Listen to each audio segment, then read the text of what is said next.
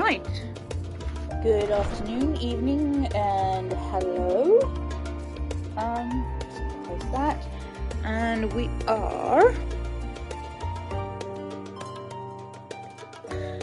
still going on, still going strong, not quite finished yet. We are apparently 46% through this part of the main story quests. I don't know how many parts there are, but we will keep on keeping on until we get there. Got my new gear, which looks very Bloodborne inspired. Really cool. Right, next message. Oh, it looks like I've got green hair. I really don't. Where is that mission? Okay, so it's at the docks.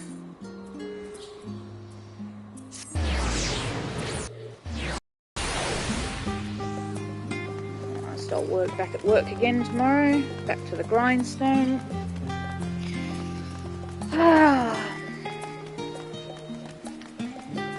Okay, right, so I have to go in order, it looks like. So I've just come back from Highland, from fighting her, and we've been given the blessing to go and fight. We've been given the blessing to go and fight Meteon instead of evacuating the whole planet. I just want to sit, really, at this table. Talk. So she gets up to talk to him. Come to make our trio quartet, have you? Please have a seat and we'll see about getting you a drink. I was sitting down and I bloody stood up again and turned my back to you. Fair enough.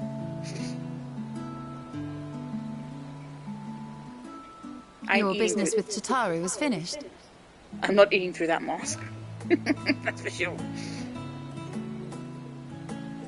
My, what a thoughtful surprise. Whatever would we do without her? Indeed. And she's right, you know. It hasn't been all doom and gloom. Feels like a lifetime ago that Master Louis Soir gathered us together to form the Circle of Knowing. Since then, we have experienced much. But rather than feeling wiser, the more I learn, the more I find my knowledge lacking. Forsooth. As a student, vainly did I believe that I held the secrets of creation in my grasp. Yet that which I had seized was but an insignificant sliver of what awaited in the wider world. You know, I always saw Y'shtola being a wine drinker, but I never thought Urianger being an ale or beer drinker. Every encounter, Fair enough. every experience hath served to open mine eyes, enlightening and humbling me in equal measure. Even from those whom I called enemies have I learned many a valuable lesson. What will we learn at the edge of the universe, I wonder?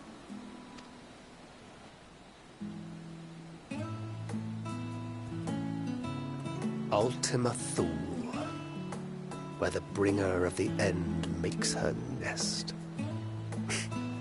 I, for one, can't possibly imagine.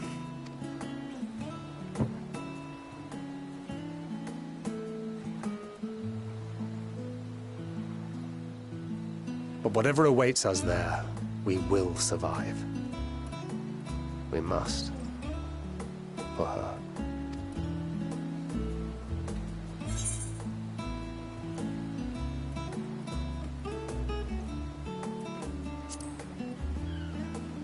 Just make sure you bring enough ammunition. Oh, ye of little faith. I know better than to leave home without ample supplies, thank you very much. Didn't pick up the gunblade yesterday. And to think I used to prefer fighting from the shadows. Gods, I really have changed.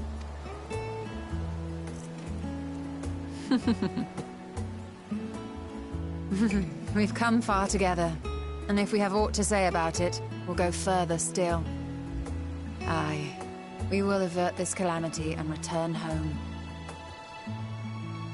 In preparation for which, we must give thought to what we hope to achieve after the proverbial dust has settled. What with the primals and Ascians all but dealt with, I suppose we'll need to look for new hobbies. In all seriousness, though. In uniting to overcome a common foe, the disparate peoples of the world have found a way forward together. It's a truly gratifying sight to see. Indeed. Though it was many years in the making, we have successfully set in motion the gears of fundamental change. With this, we have fulfilled our humble role as a symbol of hope. And I dare say it is time to bow out. After all, there is no shortage of hands to bear the torch in our stead. You know, I never really considered I might live long enough to see an after. But even if my time as a scion came to an end, I don't expect that much will change. Traveling the world, going wherever the wind blows, lending a hand to those in need. A journey for journey's sake. It doth suit thee well. I must confess I too have yearned to see more of the world. If thou art amenable to the suggestion, I would accompany thee. Mine ability to affect an air of normalcy through artful disguise is much improved, thou must concede. Aye, well, improvement is relative. You still look suspicious no matter what you wear.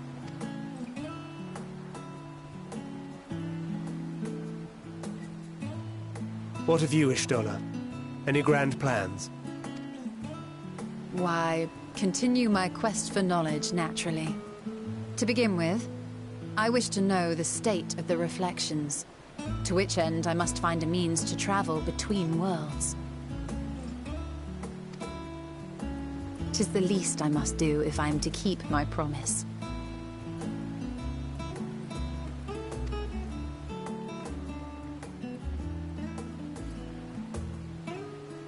Should my pursuits prove unduly arduous, I won't hesitate to call on you. And in return, I will take you to see Reen one day. I'm sure you cannot wait to see the fine young woman she has become. Spare me.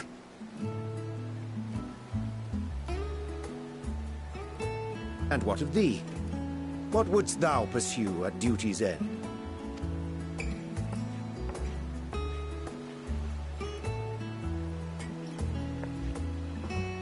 Here's yours. My apologies for the wait. Well, shall we make a toast?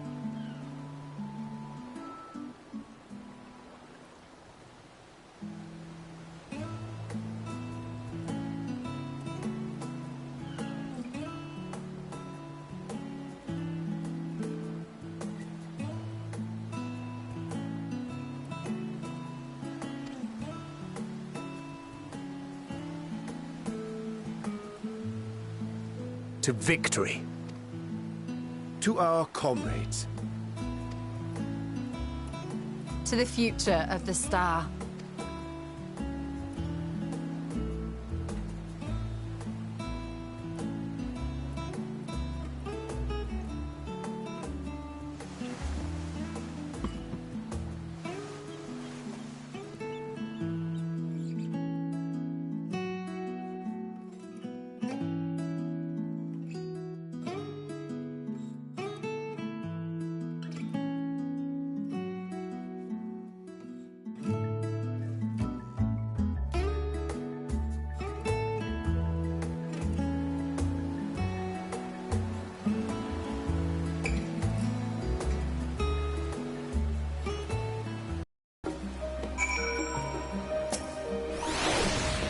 Leaving so soon? I suppose it's for the best. If you'd rather not explore the bottom of a bottle with Urianger, I dare say the others would welcome your company as well. If you can find them, that is.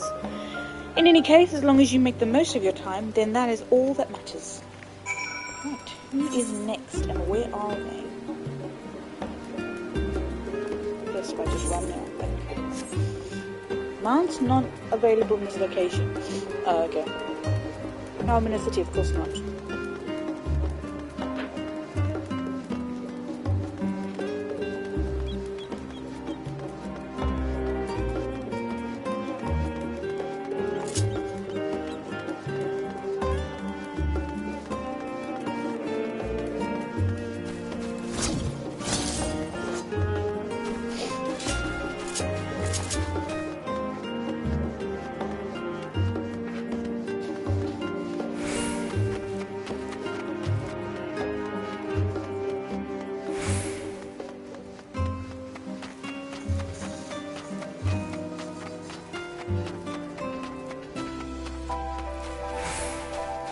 there.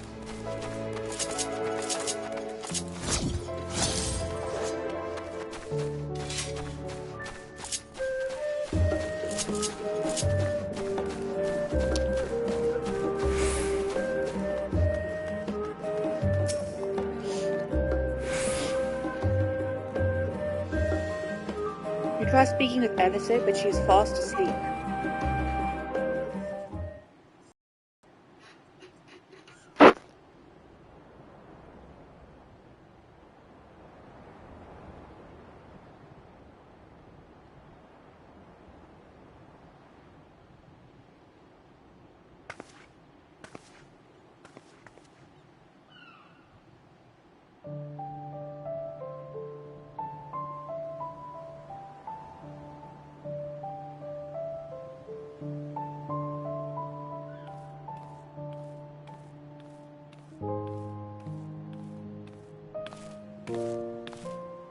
Oh.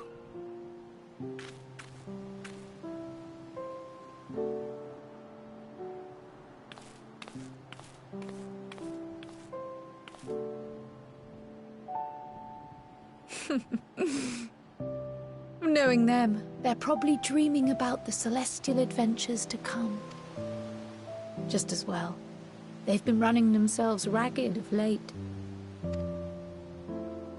Unlike you and the others, I'm a few steps removed from the danger and excitement.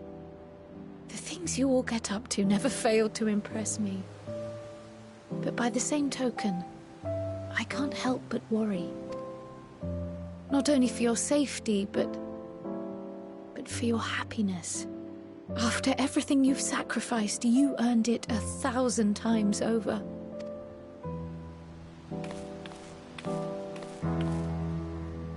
From the simple pleasures of tucking into a hearty meal or collapsing into a comfortable bed,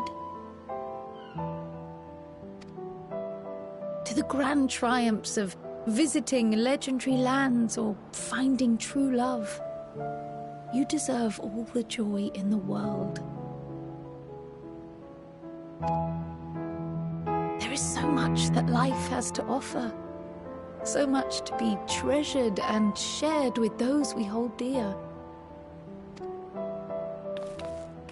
So promise me this. Come what may, you won't give up on your own happiness. When you're out there fighting tooth and nail, it's all too easy to forget. But in the end, your passions will be your greatest strength of all. Remember that.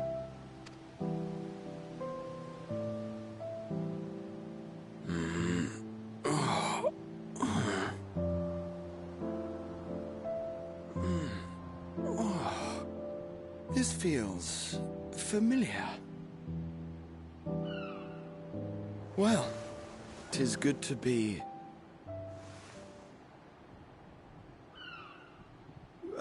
wait.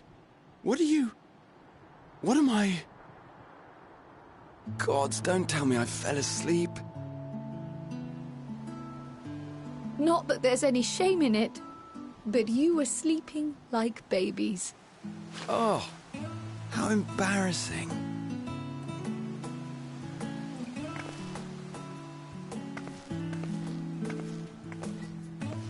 Not a word to anyone. Understood? Not one word. I'm told that sleeping in proper beds of your own choosing is a much more effective way to prepare for battle.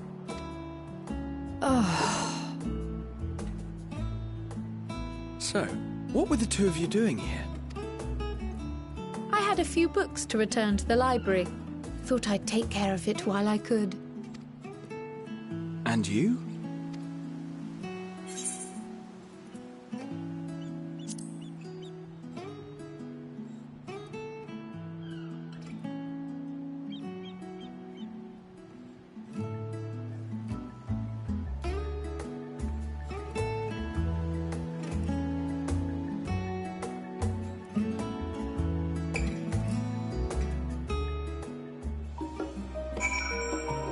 Okay, who's next?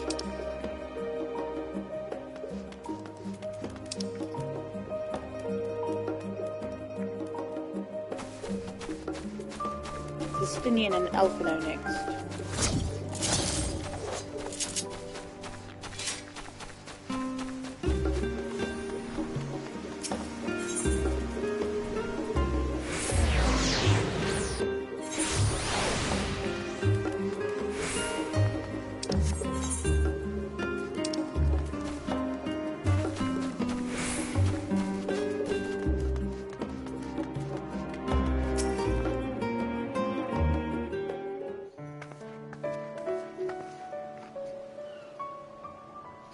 Oh.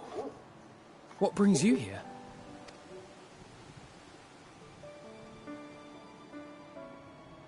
Ah, so you were worried that the Levier household might again be gripped by turmoil. All is well, I assure you. In my letters home, I had made mention of Estinian, you see. My mother wished to meet the legend in person, and so we arranged to have a spot of tea together. He's not wearing his armor. Look how dapper he looks. Where were you in my hour of need? Fell beasts I can face, but I'm not made for idle chit-chat with lords and ladies. Well, I for one thought you held your own. Mother was the picture of delight. I might have been delighted myself, were we in a tavern with more agreeable drink. The thought of fleeing crossed my mind, but what then? I'd never hear the end of it, least of all from Tataru. I'm sorry. 'Twas not my intent to cause you such distress. It's just... it was one of the things I didn't want to leave undone ere we set forth. That's not to say I think we won't be returning. Yet, given what lies ahead, I did not wish to leave for later that which I could do today. After all, tomorrow is never promised. It's fine. Not like I had better things to do. Besides, seeing you with your mother brought back fond memories of my own. Be we rich or poor, family is family.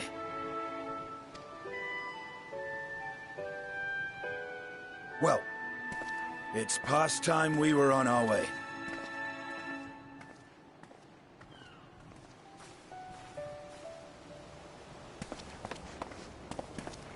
Wait! Hello.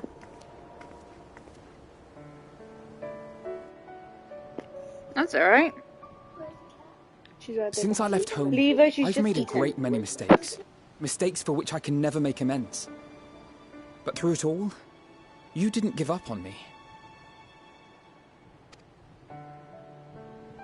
To have returned here with you at my side, it means more to me than you know.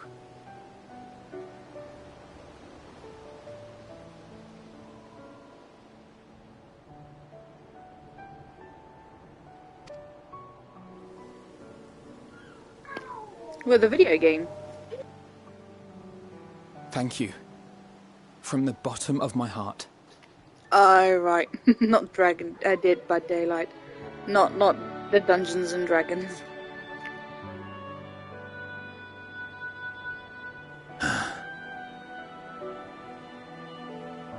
Forgive me, but it needed to be said. I'm the one who owes you thanks. Were it not for you, I would not be alive today, nor come to terms with Nidhogg's spirit. I am ever grateful.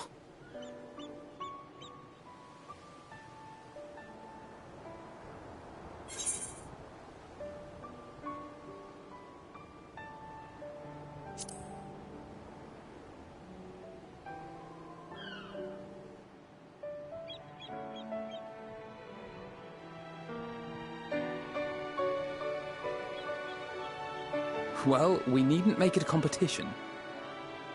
You know, this must be what Heidelin meant when she spoke about depending on one another.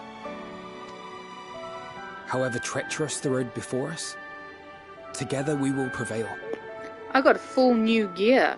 It looks very Bloodborne. I love it. It's the I think it's the like end or near end game Reaper set. I didn't buy it or anything. I just had to claim it. No, you're right. We only missed an epic battle with Heidelin.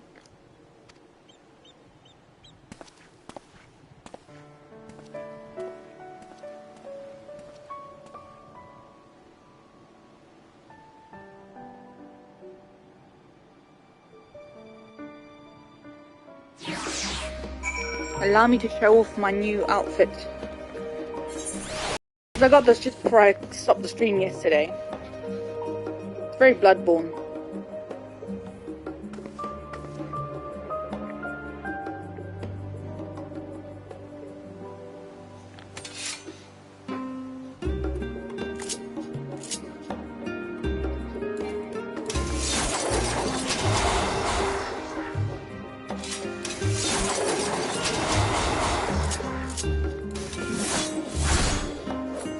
Yep, the whole 2D patootie. Really cool. I love it. Oh, a Vista.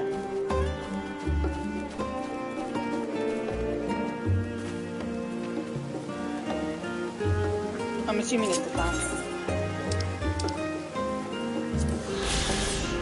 Okay, that's one.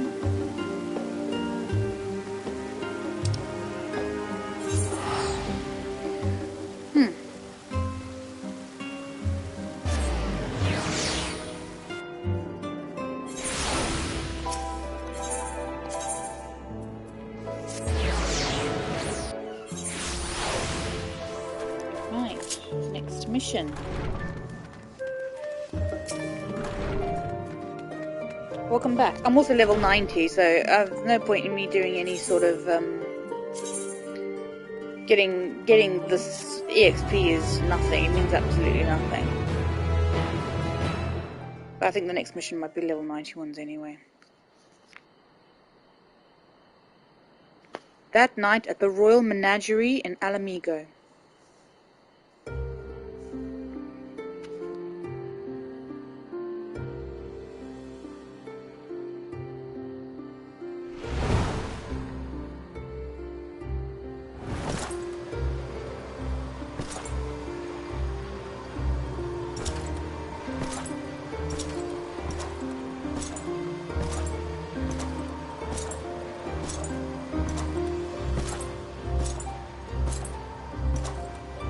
That's Xenos, and just remember he's also a Reaper class.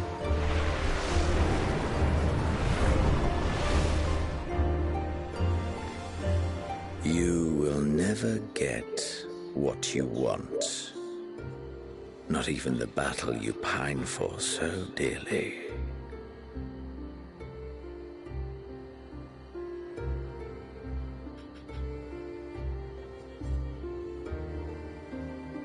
In that transcendent moment, what was it that I sought in you?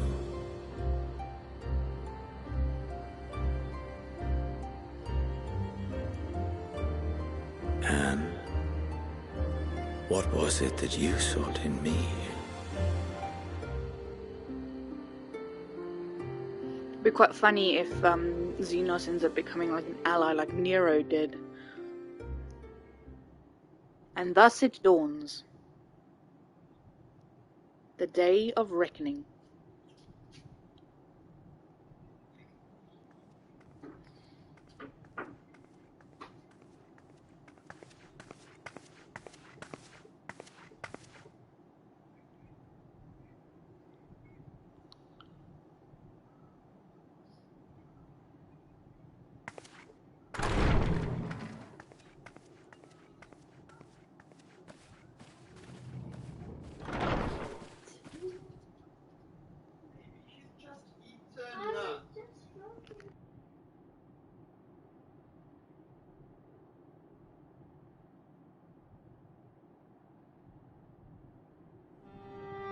How often have we thus assembled?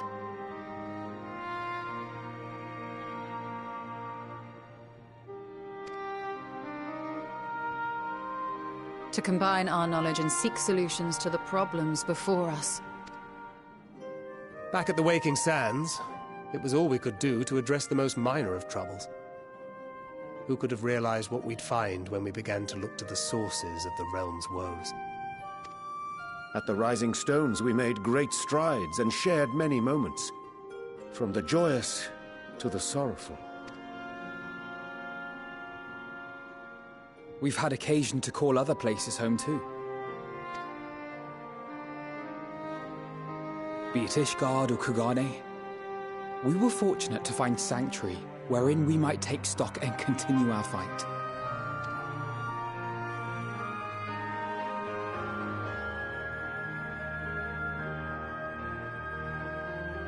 I was honored to host this company in the Crystarium, to stand with you all as we confronted the truth of the star itself. And now from this place, we go to fight the most important battle of all.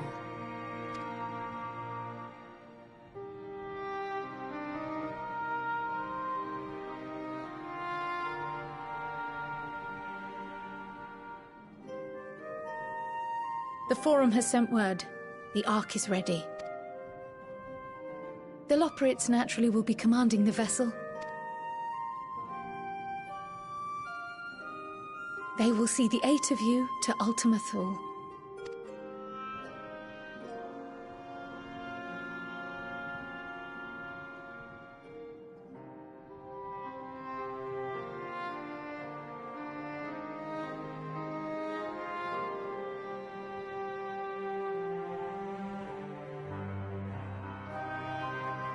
Upon arriving, your objective is to find and vanquish Meteion. As a final formality, the Forum bade me ascertain your resolve. So, are you certain you wish to do this?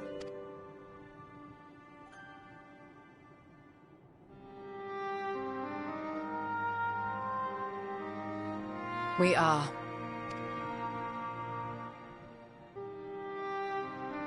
Then, ere you report to Thalmasane, I leave you with these words.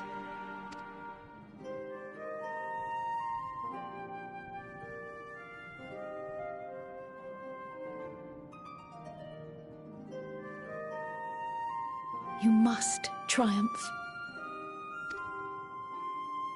What that means will differ for each of you. The Loporrits, those little bunny things, they're going on the ship with me. They're piloting the ship. To make it back home, or to simply avert doom, or perhaps something else altogether. Oh, okay, so to catch you up. So basically, instead of using the ship to evacuate the whole planet, Hydaelyn has agreed that we are strong enough to go and actually fight Meteion, which is that blue-winged girl thingy that went all crazy. So no, you'll see them again. The Loporrits are going, like I said, they're gonna pilot the ship, which is going to take me out into space now to the edge of creation, as they call it, where Meteion is waiting. Yet whatever it is that drives you, I have faith in its power to see you through. So please, triumph.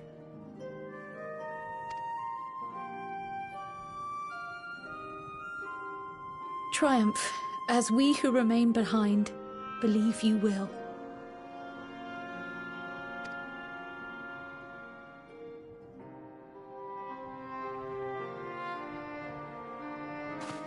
Let us be off then.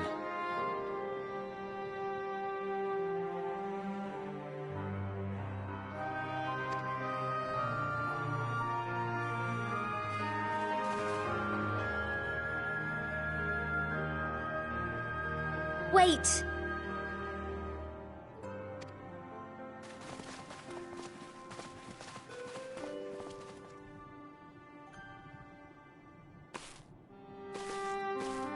Both Kryl and I will be there to see you off, but as your receptionist, I feel I need to say this here.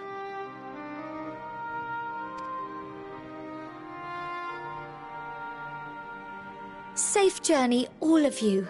And... be safe.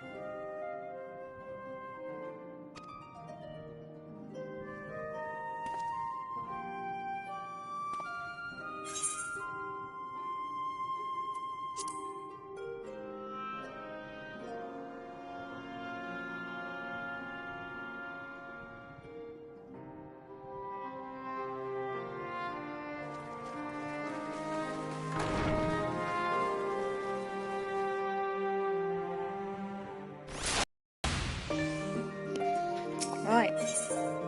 Still level 89 missions. I want level 90 missions now. Come on. I suppose this is where we part ways. For now, at least. With that, I had sage words of wisdom to share ere you depart. Mayhap the teachings of Gilif Baldessian will suffice. Surrender not to anger or hatred, he said. Look beyond them, and there find true strength. What one sees beyond is open to interpretation, I think. But for me, it would be the things I cherish most in life. Things I believe are worth fighting for. Something to consider as you venture into the Sea of Stars. Oh, he's made... Yeah, I prefer it black. Where to now? Where am I going now? Falconata, Tormazine. Okay,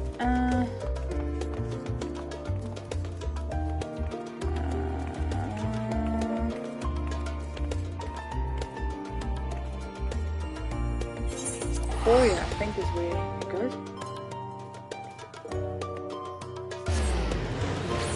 Ojika Tunjika.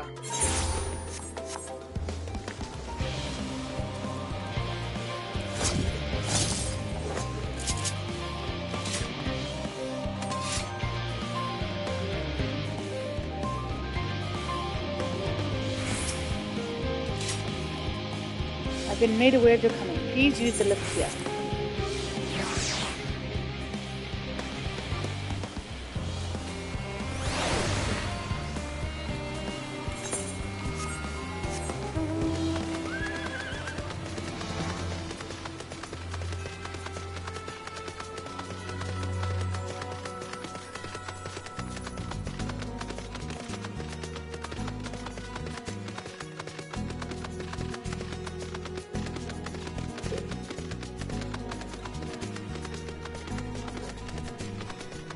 And there's the ship.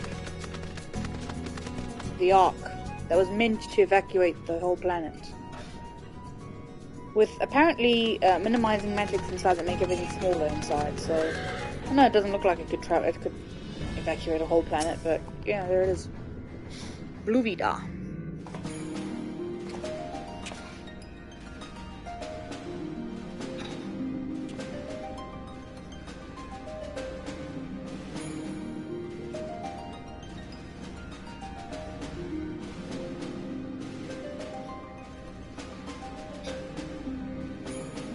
All present and accounted for? Good. As you will have heard, the Ark is ready. All that remains is to board and be on your way.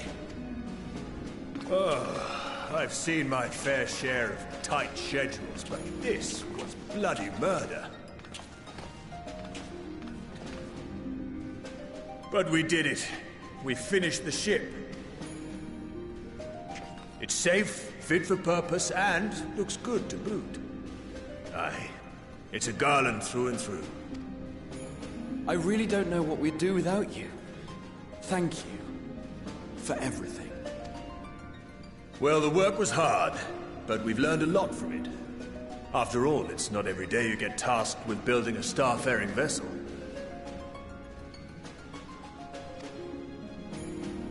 In case you're wondering about payment, the ongoing existence of the world ought to do. But feel free to throw in a colorful recounting of your journey on your return.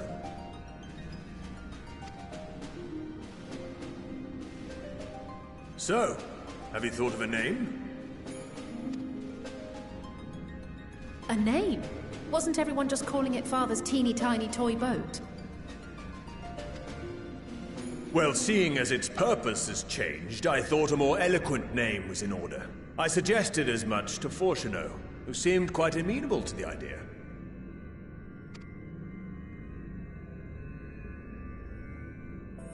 As you know, this vessel is the culmination of heretofore unprecedented collaboration. If he calls it the Tiny Bronco, I will lose my mind. And though said collaboration is owed to the Scions, there is another whose noble deeds made our work possible. From a fragment of Dalamud, we Hydaelyn, maybe? obtained not only advanced materials such as refined adamantite, but the knowledge to traverse the stars. And this fragment would not have found its way to us had the Archon Louisoix not fought to protect this world. And in so doing, laid down his life. Now that the vessel stands complete, I cannot help but wonder if it was more than mere happenstance. If it was my father's intention to guide us here.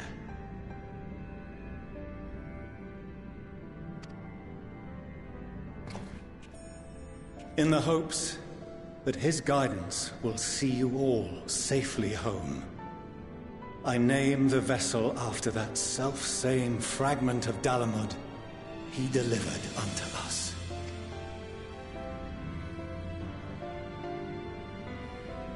The starship Ragnarok. I'm not sad about that.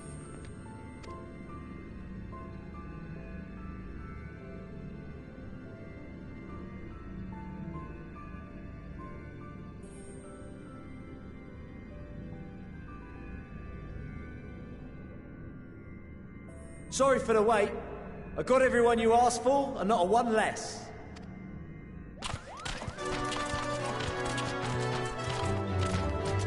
Why are the beast rods here?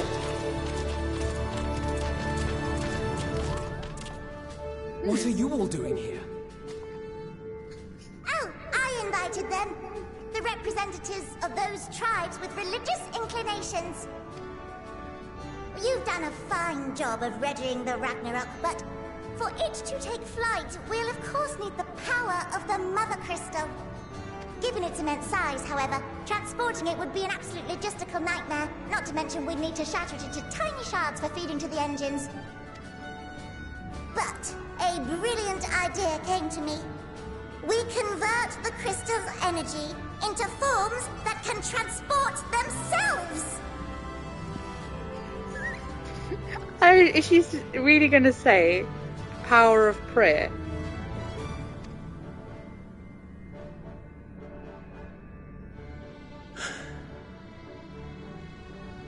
Thou wouldst employ summoning, or should I say its precursor, creation magics. Care to explain for our benefit? As you may have witnessed at Bestway's Burrow, the Loporrits are capable of creation magics, which they use to shape the moon's environment. Yet simple though they make it seem, 'tis a highly advanced and exacting art. To perform it correctly requireth that the wielder holdeth the object in his mind's eye in clearest detail. Hence the ancients' meticulous management of concepts. Drawing upon this art, the Ascians conceived of summoning as we know it, a derivative that replaceth the complexity of concepts with the simplicity of zealotry to make manifest a creation. I see.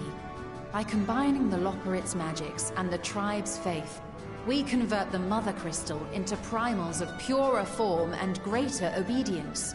Summoning as it was intended, one might say. Indeed! Indeed! While Hydaelyn gave us the ability to use creation magics, she forbade us from using it to make anything possessed of a soul, or similar. She didn't say anything about fulfilling the desires of others, though. So, borrowing our friend's faith, we'll create deities using the Mother Crystal's power and send them to the Ragnarok! Am I the only one here concerned about the risk of being turned into a tempered minion? Oh, right, I was getting to that. From what I've read in Sharlayan tomes, It appears the Ascians incorporated an additional nasty element into their summoning method. The fervent desire to assimilate others into one's belief. Beings thus created are instilled with the self-same desire and use their powers to enthrall people, starting with the summoner. In contrast, our creation magics, the original and the best, except no substitutes, don't incorporate any of that rubbish, so there's no risk of tempering. I mean, if the being was on the scale of Zodiac, you might feel a little tug, but I think we'll be safe enough. Truth be told, I do not understand the intricacies of this plan. But none of us would ever turn our backs on you. When the avatars of our faith ran amok, you intervened without decrying we who birthed them. Where others vilified and suppressed us, you offered understanding and friendship.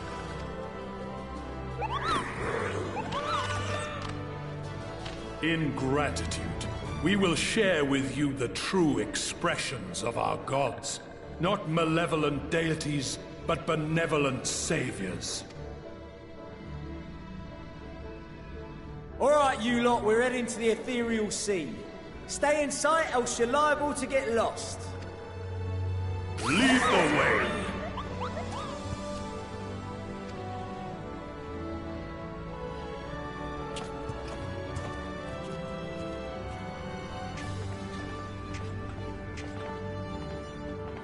May we have a moment? In anticipation of the day man might journey to the stars, we developed these.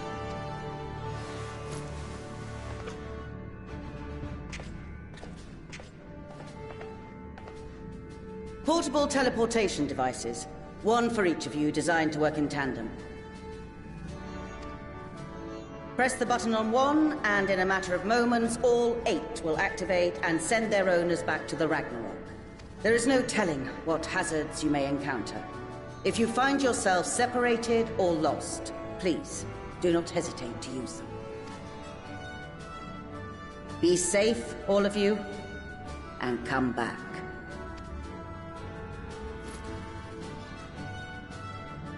You as well.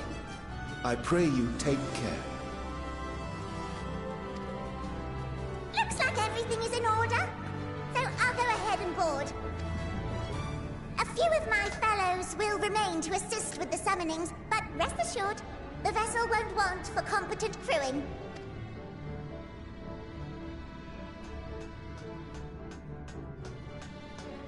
If you are ready, then you should board as well. Go, and Godspeed.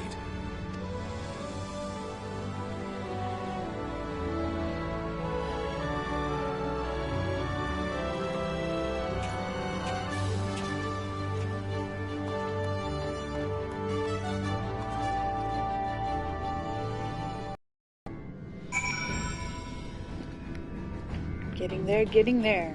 Aglyph. If you would come this way, I will direct you to the bridge. Upon boarding the Ragnarok, several cutscenes will play in sequence, and it is recommended that you set sufficient time to view these scenes in their entirety. This game has got a lot of scenes. I feel like if I didn't have to level up, I think I'd just be watching scenes instead of actually playing anything.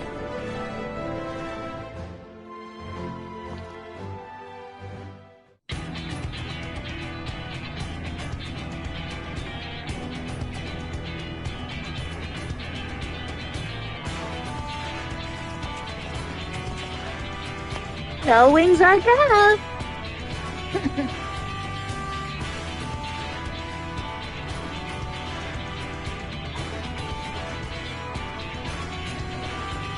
Oh, look at him. Welcome to the bridge, everyone! I hope you have everything, because I can't be bothered turning back.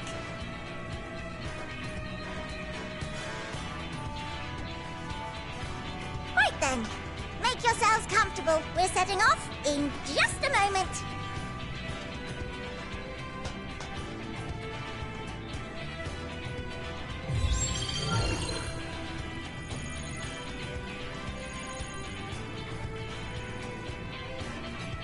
It's incredible.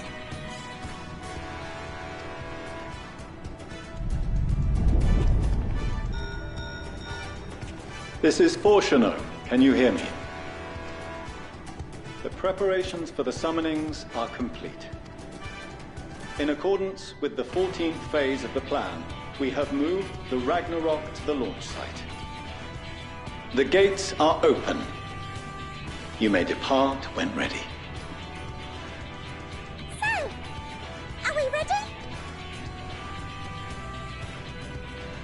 As ready as we'll ever be. Let's get going. Oh, come on. A burnt-out star's got more fire in its belly. Try it again, with feeling.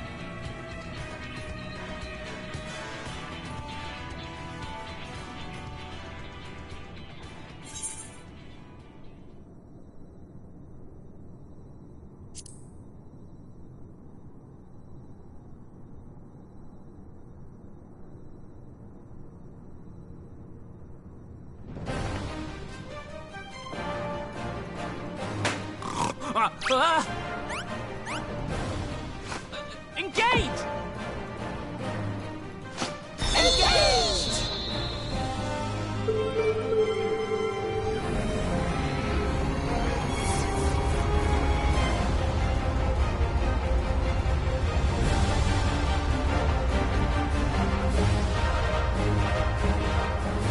I hope I didn't interrupt anything. I just wanted to grab a screenshot so I could get that picture of all the little operates.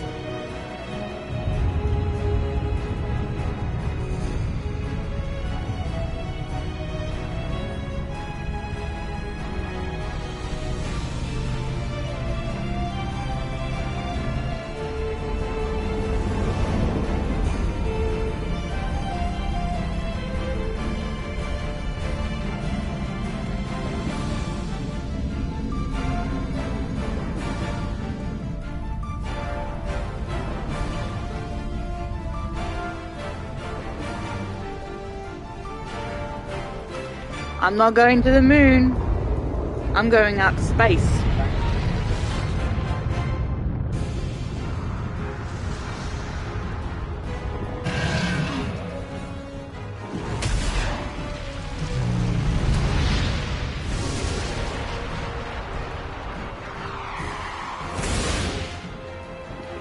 That is so freaking cool. Leviathan, Bahamut, Priest Velga, Good King Muggle Mug. Who's that? Oh, Garuda. There she is. That I must carry landwalkers into the sky. I cannot imagine a greater indignity. Do not shout so. Oh no, that's not. For thy mighty winds exist not only to buffet and batter. Nay, they may serve also to thrust forth with vigor. Such is thy glory, and thus it is an occasion to rejoice. So come, let us revel!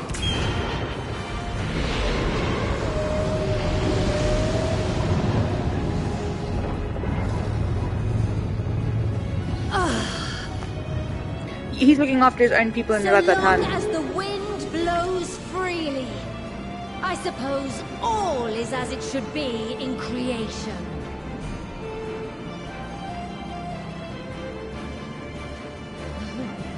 I will render unto them a storm, that they may pierce the firmament and fly free! I think Hermes would have really liked Garuda.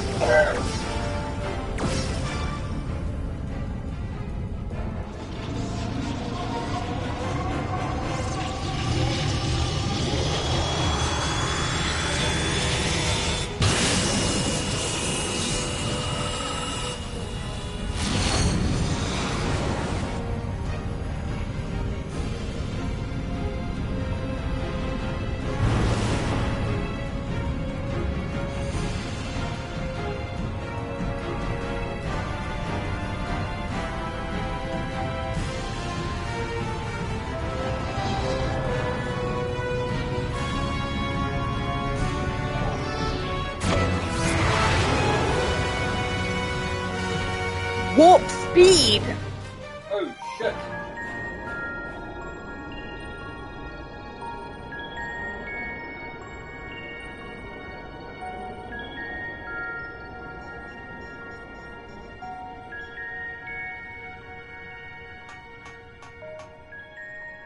Still in one piece? Good. Sleeping way? Report? All's well. Fantastic, even.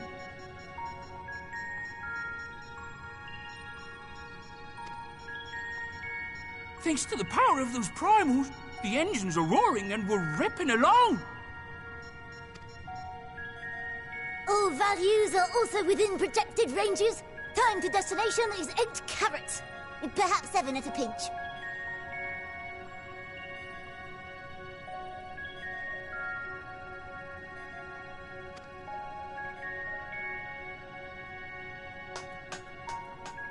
Alright, let's go over some points of caution. Our destination, as you know, is Ultima Thule. Lest you wonder, the place is not a star so much as a patch of emptiness. That's the extent of what our equipment could determine, anyway. From what we know of Meteion, she's likely used dynamis to obfuscate her location.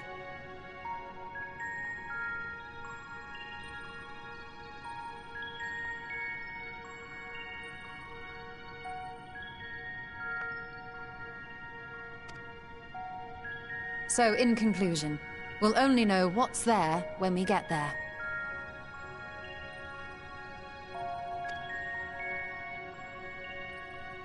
The crew and I will see to it the ship's ready to take off at a moment's notice.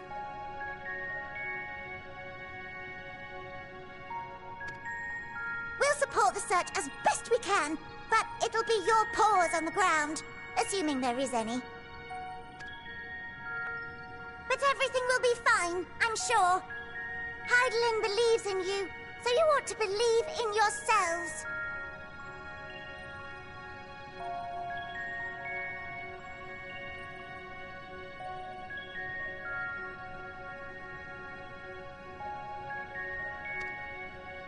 Just don't do anything I wouldn't. Like waiting too long to use those portable teleporters of yours. Personally, at the slightest sign of trouble, I'd mash the button to bits. And you should as well. Understood. We promise to be careful. I suggest you brace yourselves. We're about to arrive and the vessel will shake a good bit. I'm bloody surprised that they're all standing still and not strapped into some sort of seat.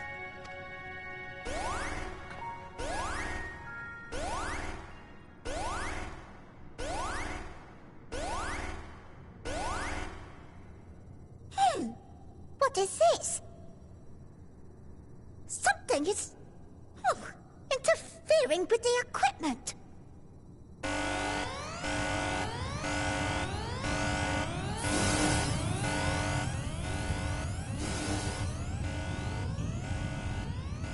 Greetings. There she is.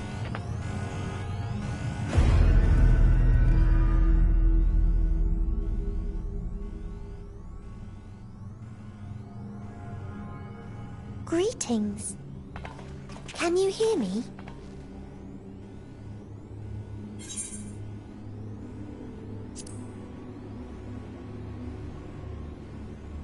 Meteion. So this is Meteion. Oh. Have you met one of my sisters? I don't remember meeting you myself. But I do know that you're from Atheris. Why have you come? All you had to do was wait. I would have delivered to you your ends.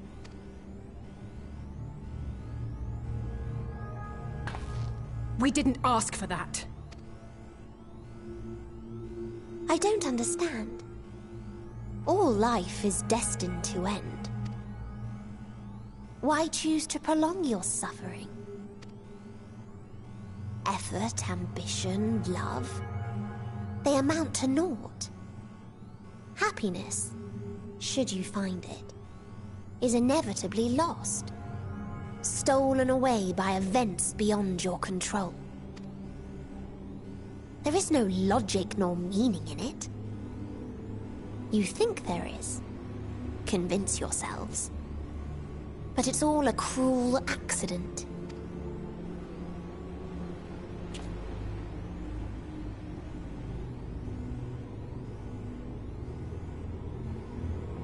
Come now.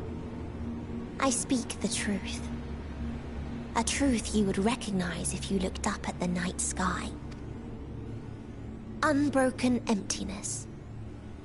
Cold, dark, and silent.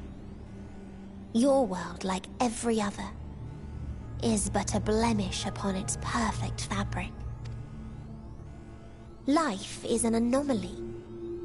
It is unnatural and cannot continue. The sooner you accept this, the easier it will be. Just to be clear, we're not here to argue with you. We know that life is fleeting, and that in the short time we have it, we're not assured happiness.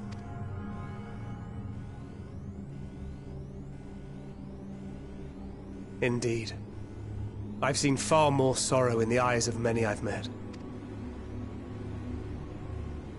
I myself have plenty of regrets.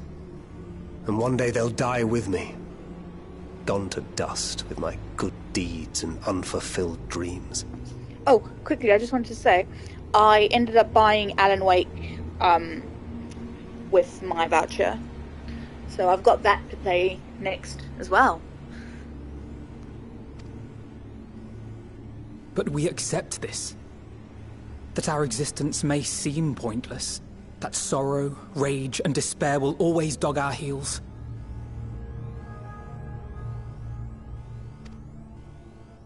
And we press on regardless. That is why Hydaelyn guided us here.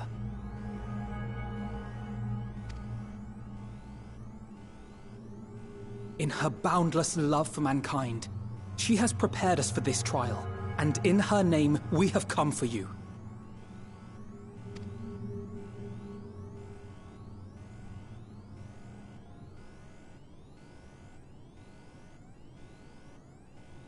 Yes, I sense it. A burning passion like unto fury.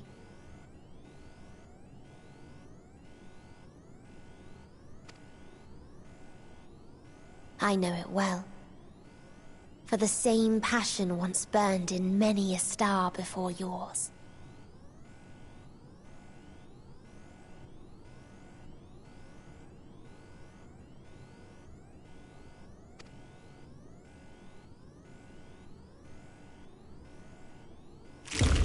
Suffocated and extinguished now.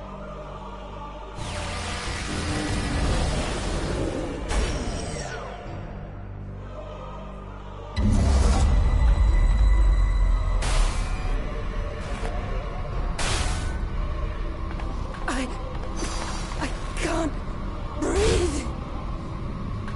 You approach the bounds of my ultimatum. Where emotions dictate reality.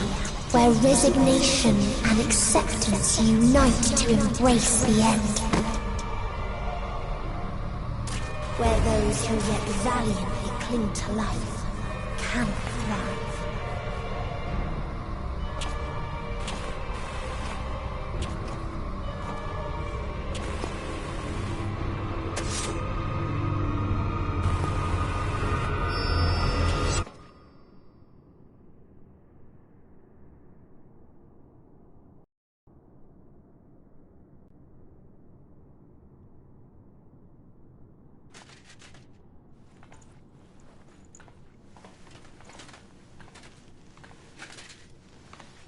By the Fury.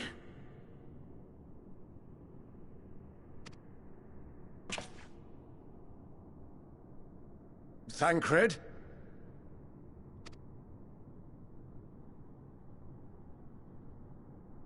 Meteon has gone as well. Mayhap he awakened first and gave chase. Everyone? It appears we are at our destination. This is Ultima Thule. Not that we knew what to expect, but I wasn't expecting this. From atmospheric composition to ambient temperatures, all reading to within permissible range. This place is capable of supporting life.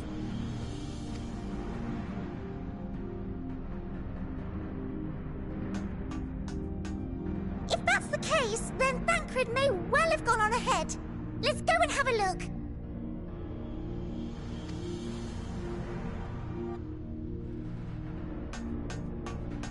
Meanwhile, I want the rest of you to perform a full inspection of the ship, as well as a biological scan.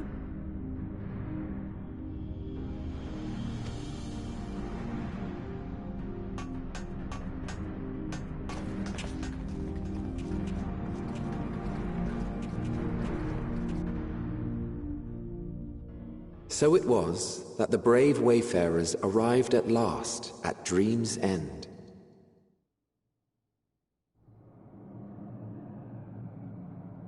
In following their path walked and history written, I am made keenly aware of one truth. Though the curtains may fall again and again, so long as others take the stage, ever shall there be more tales to tell.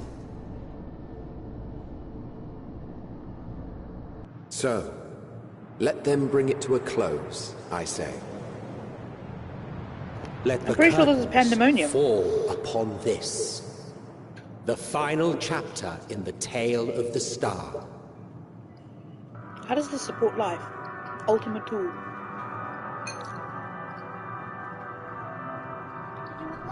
Is this a dead star?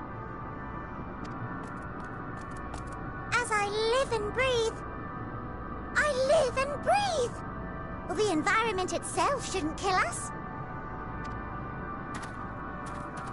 Well then, let us search for Thancred while exploring the area.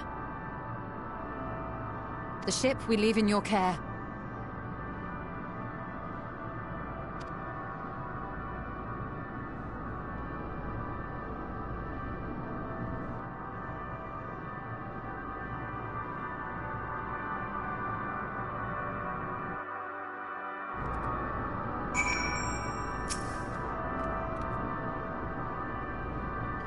I can't guarantee it will be of help with these strange surroundings, but I've readied a provisions node in case of emergency. Of course, if you encounter any real damage here, I expect you to return to the Ragnarok at once.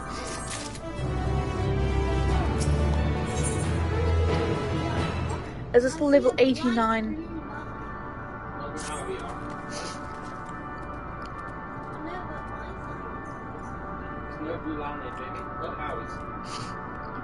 We're fortunate this place can support life.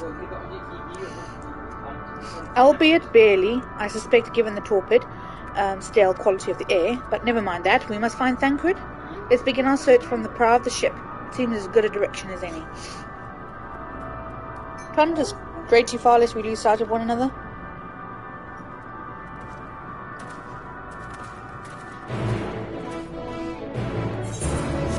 Right.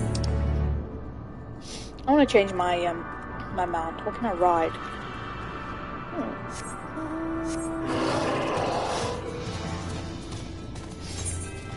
Right.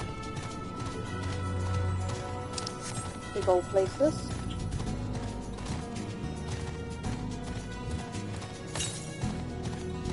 Now it has its own bloody ether currents.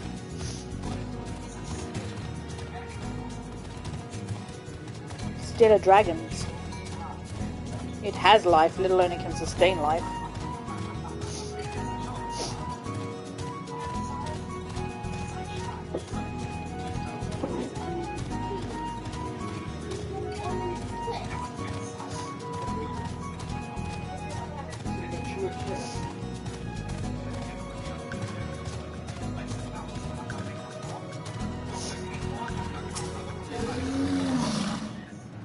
Ruins, but of what, I wonder?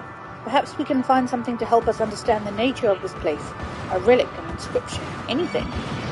Oh, man.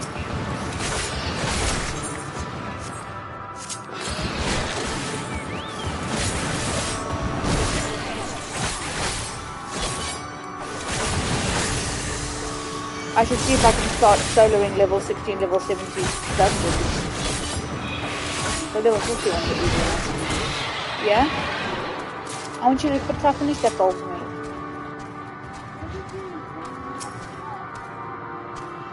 I don't know how much you just chew up, but I'd like you to eat as much as you can. The metallic pillar has been partially melted, like likely sometime in the distant past. The damage does not appear to have been inflicted deliberately, rather it calls to mind the indiscriminate destruction often wrought in the heat of battle. It's rather dark in here. Look here, this part is relatively intact. The intricate design of the top suggests it is man-made, though its builders were surely not men as we conceive them. Having said that, I swear I've seen this pattern before. It's very Thanalanish.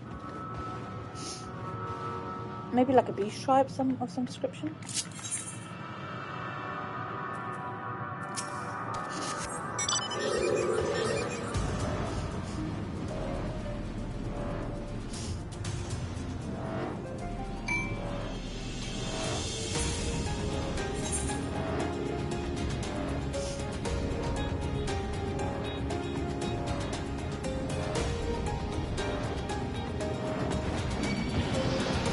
No!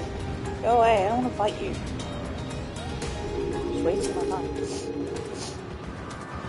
I thought this hill might afford a better view of our surroundings. Poor decision in hindsight. Besides the light from the ship, all is shrouded in darkness. If Thancred is here, I'd never know it. From what I can tell, we are near the edge of an island, if you can call it that, surrounded by floating debris.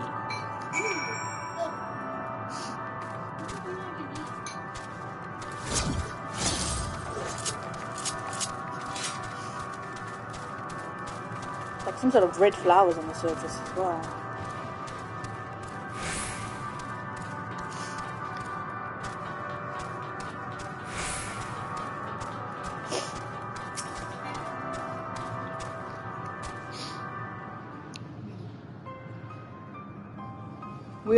Were you able to find anything?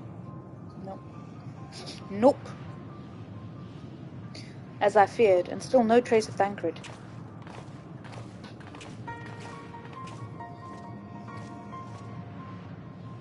There's nothing but emptiness as far as the eye can see, which unfortunately isn't very far. Though I can't help but suspect that someone, or something, is here. There are times when I sense it drawing close, and then a chill washes over me, leaving me exhausted.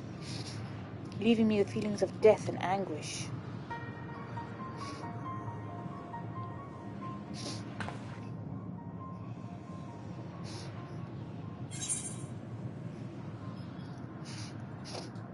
I think I might see something over there.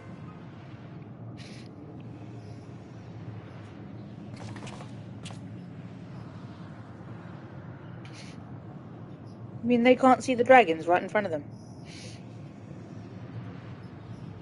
What are you talking about? There's nothing here. You mean they can't see the dragons?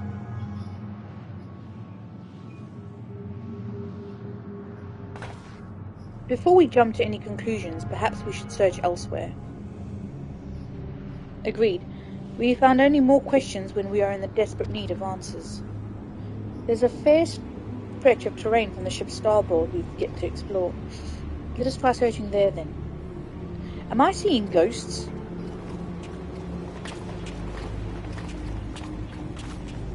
That would explain why they're in a word before we join the others. Justinian should pick them up, they're dragons.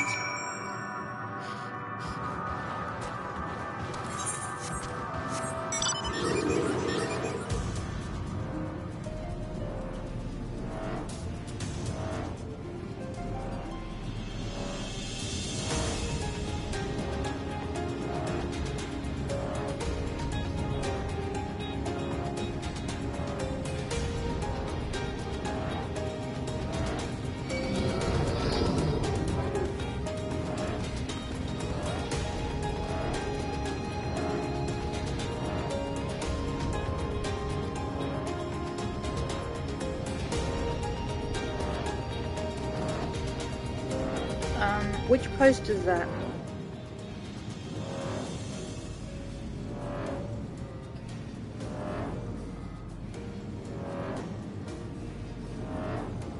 Hmm.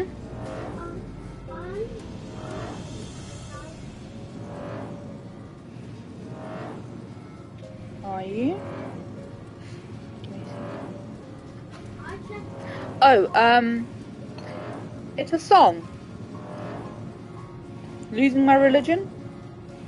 So if you, it's like a play on the lyrics, like living on a prayer and lizard on a chair. Yes, sweetheart.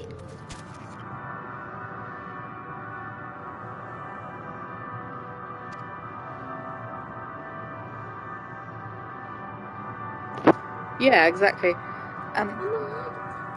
Oh, I don't understand what you mean, darling. What do you mean? What did I do? I used to, I don't know, fly around school on a broom. As I thought, their presence is tenuous at best, but there's no mistaking it. No doubt your bond with Midgar Soma and mine with Nidhogg is what allows us to perceive them. Could these apparitions be related to the dragons that now live on Aetherius? Bah, better leave such conjecture to the others. In any case, we must be careful. We may soon find dragons they can see as well. Death and anguish. What happened to them, I wonder? Was this the dragons' original planet on which they lived?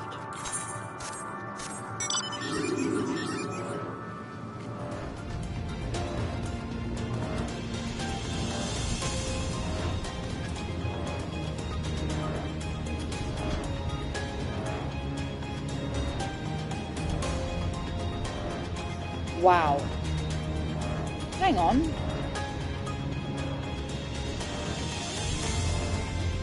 Oh no, they're dragons. They're just ghostly dragons.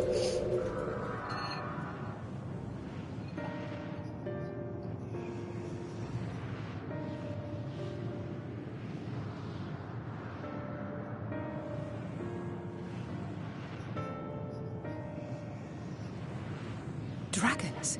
Here? Oh, these ones they can see. What you see is a memory of a world that once was. What is she doing here? A world suffering a slow death, whose denizens cried out for the release of oblivion.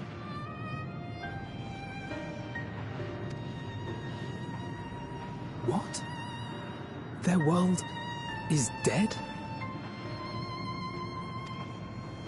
It is. Not a single life remains upon that husk floating in the vast emptiness. These creatures are shadow and shade, perpetuated only to suffuse dynamis with their unending lamentations. Our friend Thancred. Where is he? A strange question. He is at your side, is he not? Oh, yes. He is here and there, and everywhere within this space. He would tell you himself if he had form to form words.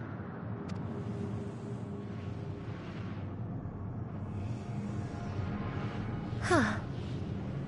Such loathing and uncertainty. You don't know why you still exist. In like manner to the oblivion I send. I tried to drown out your ether with dynamis. Beginning with this Thancred, who came at me despite being unable to breathe. Such a simple thing, unmaking men. In the blinking of an eye, he was gone. Didn't even have the chance to be transformed.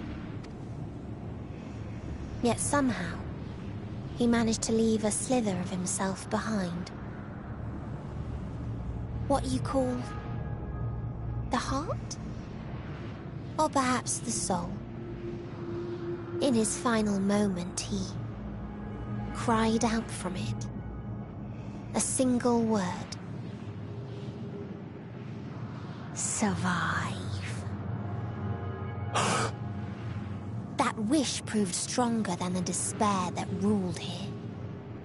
It overpowered it, causing this space to be remade into a place you can perceive and where life can endure. That you draw breath is proof that his soul lives on. For how long, however, remains to be seen.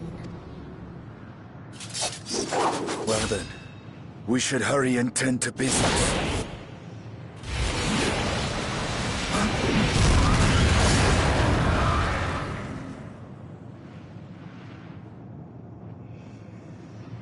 It's futile.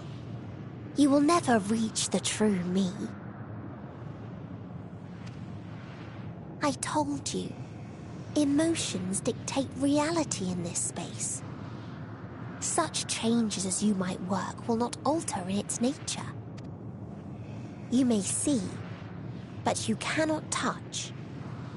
Walk, but not advance. A little bit of a line there from similar to that of Devil's Advocate. Meteion holds too much sway here. How do we contend with a foe who can unmake us on a whim?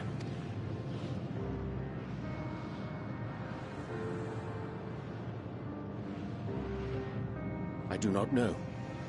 But Thancred gave his life that we might come this far. We must press on. Agreed. We cannot turn tail here. Not without something to show for our comrade's sacrifice.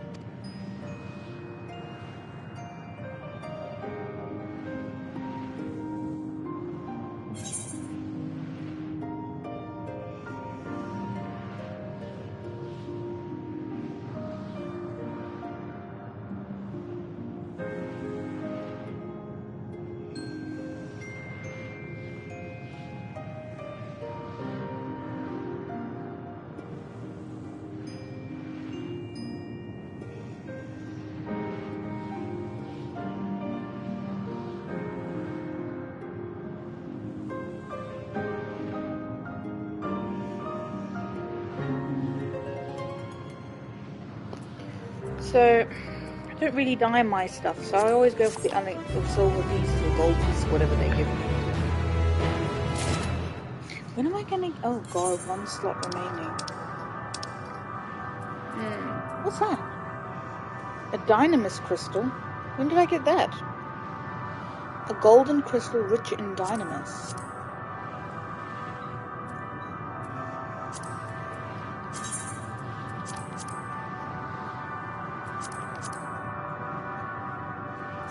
I need to get rid of some stuff again. Soul without body, a form of being with which we are not wholly unfamiliar. Indeed, for we existed in a similar state when residing in the first. The circumstances are rather more dire than that. 'Tis true, but I choose to believe he is not forever lost to us. She can make his body back.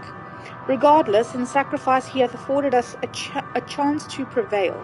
Let us not squander it, and ascertain the nature of this realm, that we might confront and defeat Meteion. Estinian, Lilith, would you accompany me in speaking with these dragons? Mayhap they can enlighten us. I would ask the rest of you to survey these surrounds. If there is a path that may lead us to our quarry, we must find it. Very well. We can reconvene here when everyone has finished. Meteion said these dragons are shadow and shade from a world whose denizens sought oblivion. As such, do not like to be amenable to company, let alone conversation, so please be careful.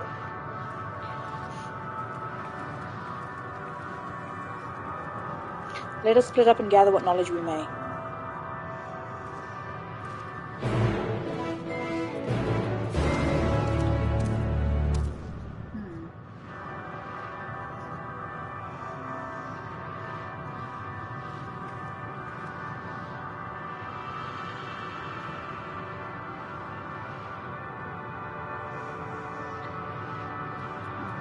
I'm just moving this chart early.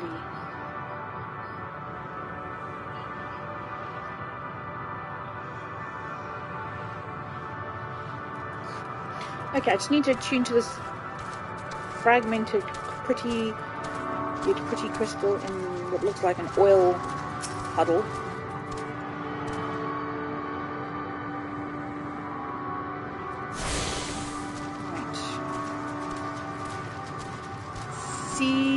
Say Losk.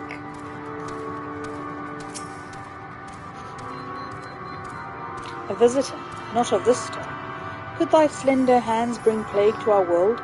Thy breath extinguish life's feeble flame? Oh, how we would adore thee! Alas, the time our flesh shall wither, our souls fade, and so we wait for its inexorable march unto oblivion. If thou art not come to hasten our demise, I bid thee leave us. We crave not companionship, only silence. Who hurt you, boo? Who hurt you?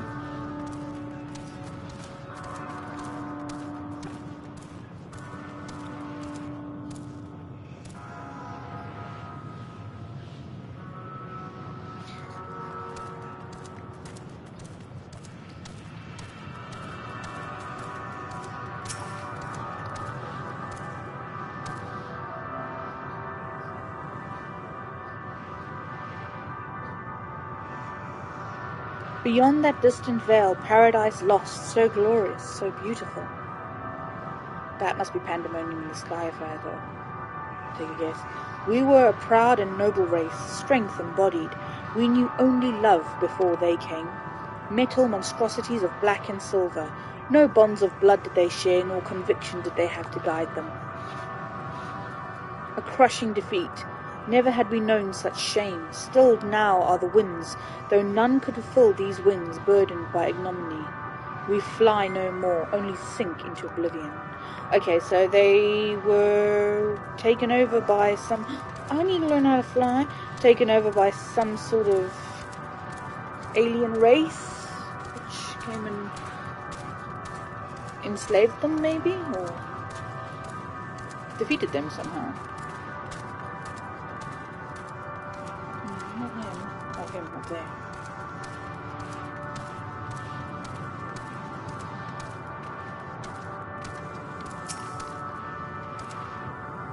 Thou wouldst bid me speak?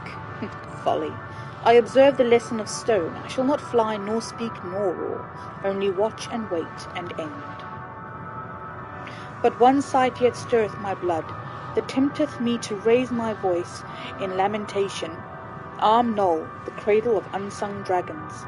No words, no songs are possessed of the weight to describe such tragedy. Go, if that be thy will, I shall remain. Where does it want me to go now?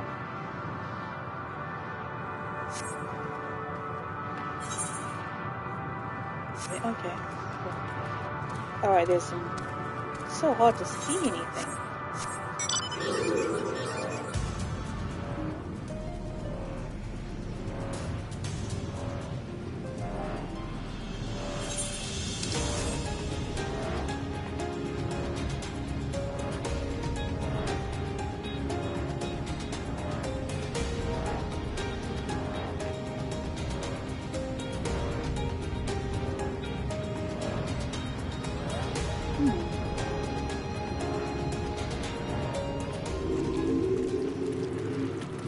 These look like they could be eggs or something. A nest, maybe? They led you here as well, did they? It was described to me as a source of their woes and proof of their end. I think I'm beginning to see why. Were they not being born anymore? It's a hatching ground, or was. I've seen similar on the theories. There you go. Do you want me to help you sharpen that? Come here. No. Are you sure? Don't cut yourself, okay? No, baby. Let me show you. Come here. There we go.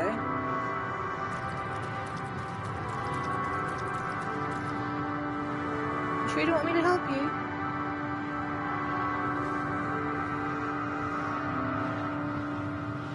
You're only sharpening one side, darling. You're gonna go all the way around.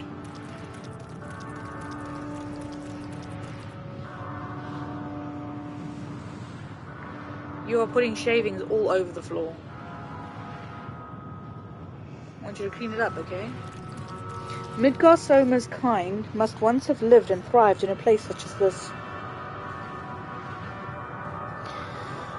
Vritra said his father was driven from their ancestral home by war and strife. This, then, is the fate of those who remain. Let's have a look around. Maybe these eggs have more to tell of what happened here. I think they were all destroyed. I think they lost the ability to... Inside the shattered eggs you find the remains of an unborn dragon. The body has already begun to decompose. The gelatinous, half-dried membrane covering the corpse suggests it failed to emerge.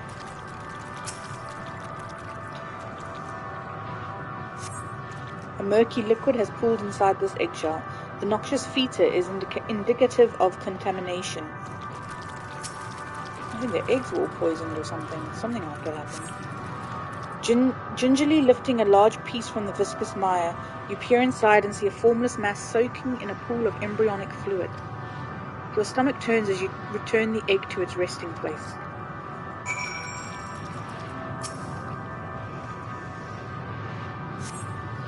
This egg appears to have been broken from the inside out. Perhaps the dragonette within succeeded in hatching. What's this? I thought all the shells had been ruined. If the dragonette was indeed hatched, there is no sign of it here, or its sire for that matter. We should look for them. You start with the cliff tops and I'll search the plains. It's coming along. Yes, it is. Well done.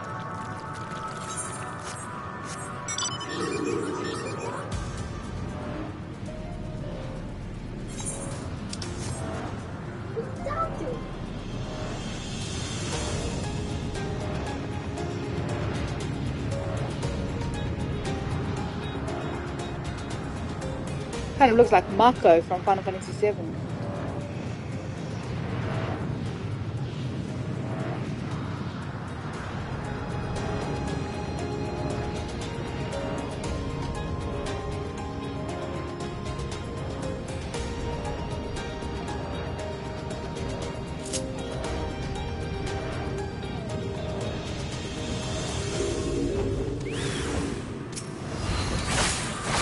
Malformed dragonette.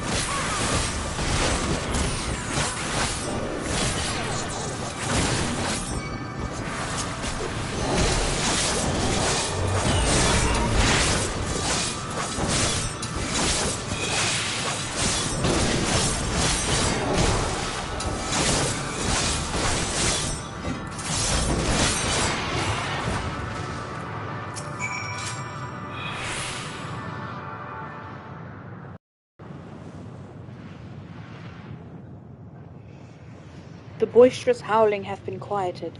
By thy hand, I presume. Yeah, careful, you over-sharpen and it breaks them. Everything all right? Thought I heard a dragon, or something resembling one. Give me a second. Give it here. Give it here. And please pick up all your shavings. You've made a mess.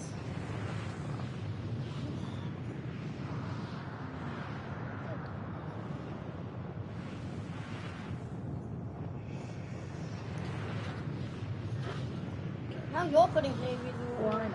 Yeah, so go round, round, round, and round. There we go. Yeah? Where's the pad? I don't know, but can you please pick up the get On the a drop. Rael, you're not throwing until you clean up your shavings you've put all over the floor. I'm gonna tell Daddy. No. Get a brush and a pan and clean up your shavings. Otherwise, I'm just going to take the whole lot away from you. Come on. You made the mess. Clean it up. I don't know where the brush and pan is. Ask Daddy. Ah, I see what's happened here. Was that your child? Perhaps some eggs within the knoll are indeed mine. If life within one did quicken, the beast thou hast slain may be of my blood. Yet I do not recognize it, twisted and malformed as it is. Not a dragon in truth, but a reminder of our failure, a testament to our shame. Explain. If it's deformed, so what? You still love it. I feel bad taking it out, to be fair. It's not fair. They descended from the heavens, cold, heartless machines, and with them rode war and death. With fire and fury, rage and rancor, we gave answer. It was a long and bloody battle, but only the beginning. She refuses to clean it up. What you are going to do is you're going to go get some toilet paper. You're going to pick the food you messed up off the carpet. Because I also cleaned the carpet today. Untold chaos and destruction. She should be doing that herself, not you. She made that mess. Untold chaos and destruction swept over the star. In the end, the invaders were victorious. Oh, vicious. They were. Yet when they looked upon their prize, they deemed it unfit for requisition. We were abandoned to our ruin. I'm not minded, The survivors sought to put away their shame, to rebuild a futile effort. In purest soil replete with ether did we once cultivate our nesting grounds, but our lands were barren, and any eggs nurtured in such desolation were fated to rot. What few survived to hatch emerge as abominations. We shall have no new progeny. But there are dragons among you capable of journeying to other stars. That they are. Many would make the attempt, each bearing a clutch of eggs. The richest stars were home to the harshest rulers, and the arrival of dragons incited contest for supremacy. When the fires faded, the wars lost and won. They too were reduced to ash and waste. 'Tis the curse of those who seek life, to be drawn into conflict, to conquer or be conquered. A vicious cycle we now choose to break. We tire of conflict, of everything. We wait now in sweet, merciful silence, free from strife and suffering, still as stone. Wait, you claim your kind is doomed, but there is another star.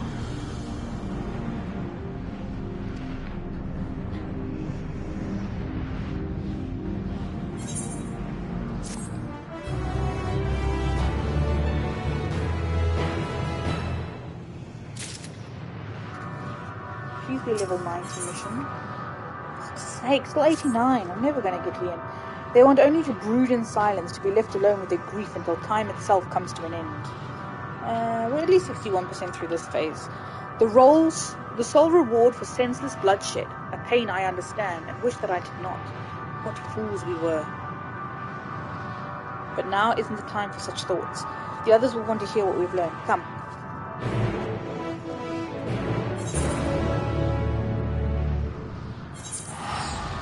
Rhea Tara.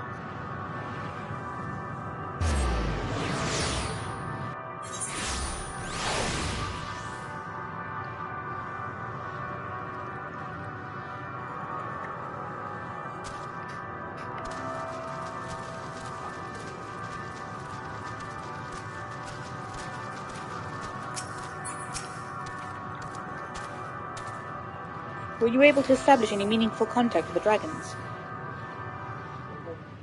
Can I? As if... Oh, lovely, thank you. You can have your Weetabix for breakfast. Okay. I see. They wish to escape what they perceive to be a cycle of conflict. Thank you. As for our part, I believe we are more acutely aware of our confines than before. We started by traversing the perimeter of the island to see if there might be a path leading off of it. Sadly, there was nothing to be found. There is no small amount of debris floating about. Could there be enough to serve as a bridge to lead us elsewhere? I considered that, and so I tried throwing a stone onto a potential platform to judge its integrity, but it never reached its mark. As it crossed an invisible threshold just beyond the boundaries of this island, it vanished, only to reappear above me and fall at my feet. I would not be too quick to presume that what we see outside this space is as it appears. Which is why I returned to the Ragnarok and asked the Loporrits to search for a potential path. Oh, thank you. However, the ship's instruments failed to provide conclusive data on the surrounding area. Until we know more, I think it's too risky to attempt flying to another island. What Meteon told us before, that emotion dictates reality here, might be the key, but I'm not entirely sure what emotion might manifest a bridge to lead us to safety. So what you're saying is we've no way forward.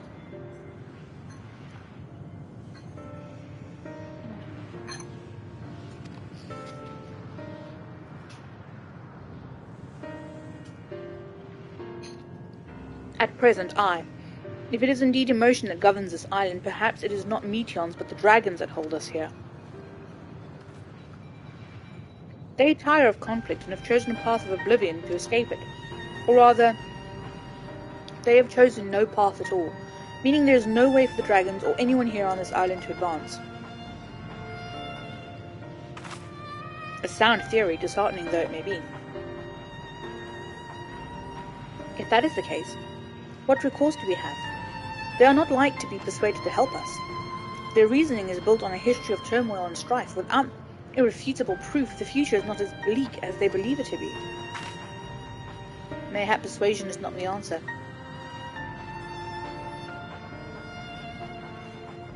Meteon meant to unmake us then and there on the Ragnarok, and she would have succeeded if not for Thancred's determination. She conceded it was strong enough to overpower the despair that otherwise ruled Ultima Thule, and reshape it to a degree. Perhaps it can be done again in like manner, by overpowering the prevailing emotions. 'Twas Ultima Thule's architect Meteon herself against whom Thancred did pit himself in a clash of wills. Though I mark no leader among them, as such, I did chance to encounter a dragon possessed of despair far more potent than most. Potent enough, mayhap, to dictate the course of others, and thus their domain to follow. He spoke but few words, carefully chosen, their tone and timbre alone threatening to rend my heart in twain. Challenging this desire to remain may allow us to alter the island upon which we stand. Alas, I fear my vaunted rhetoric veiled me naught against his calcifying heart, but mayhap one of you will fare better.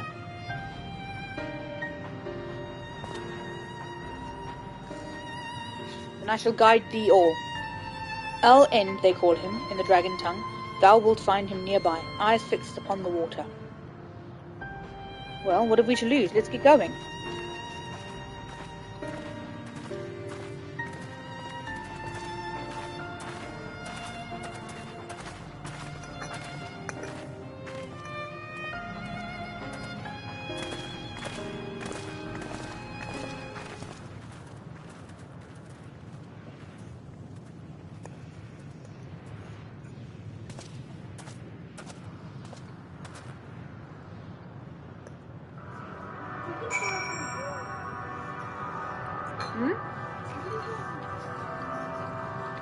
Monkey?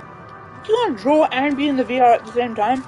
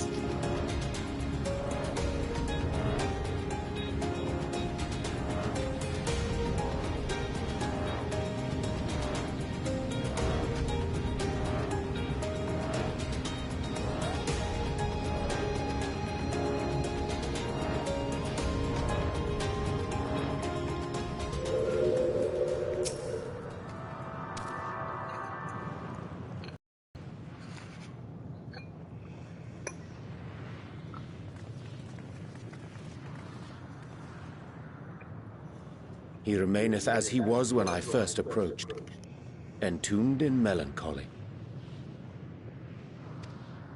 I see. Perhaps I could... I'll handle this.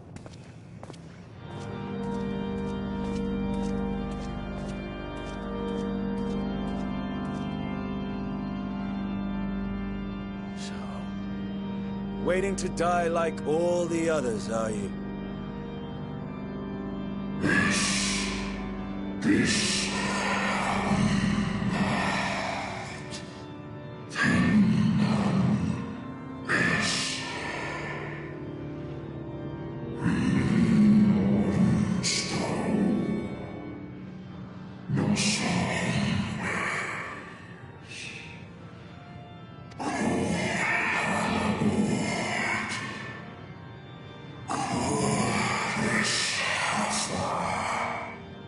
We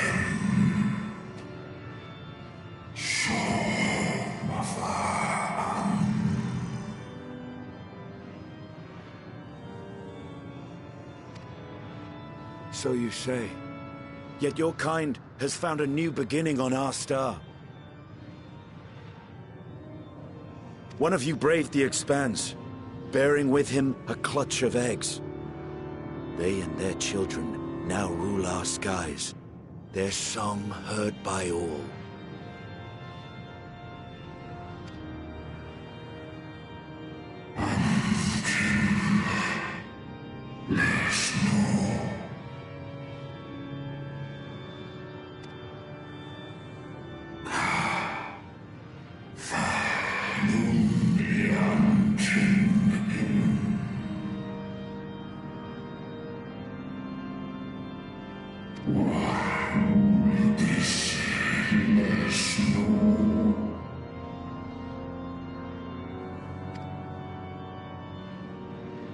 They were. They suffered much, and repaid their suffering in kind.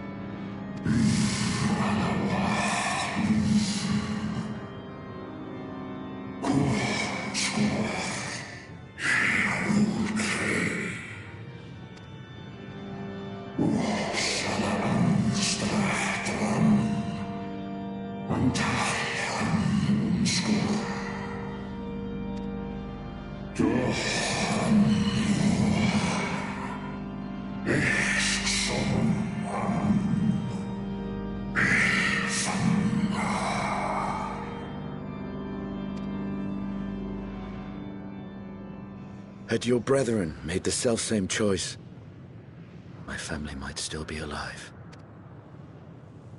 Yet lasting peace does not come to those who simply retreat from conflict. No, you must be willing to confront it, to stare into the face of your foe, and see yourself in him.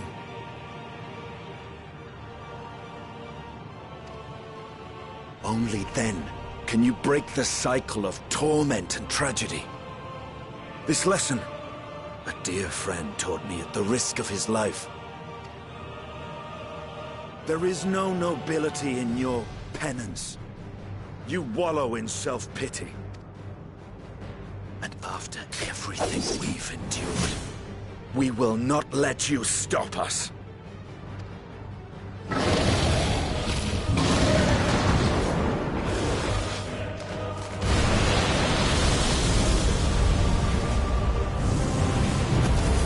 Estinian!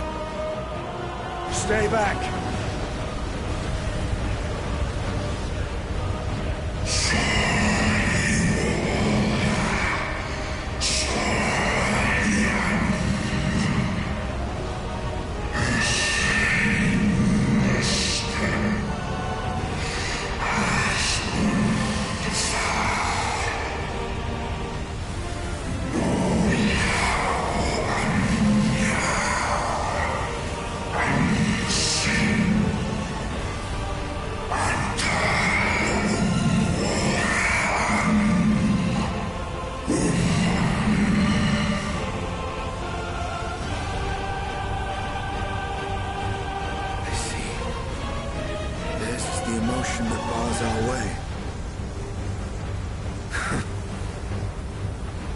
The rest is up to you.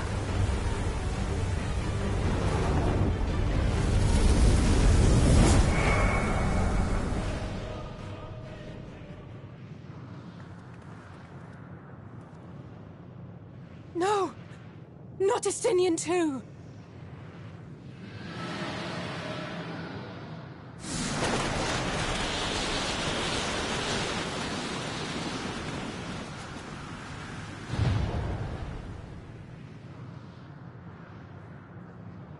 There's a wind.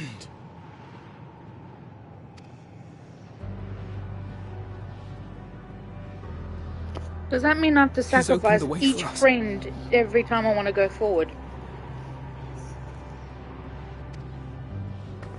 Sacrificed himself to remake this place, like Thancred did.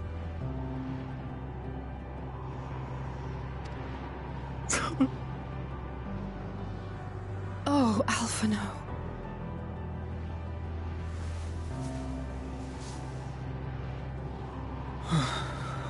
Come.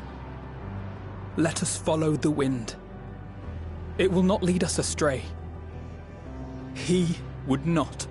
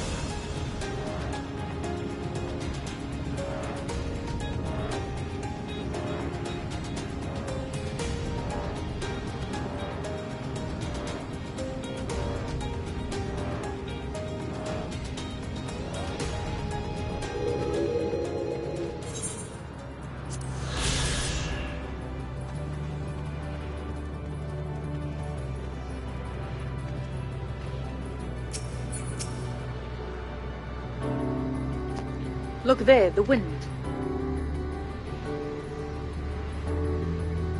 This is Estinian's doing, I'm sure of it. We should ride its flow and see where it leads.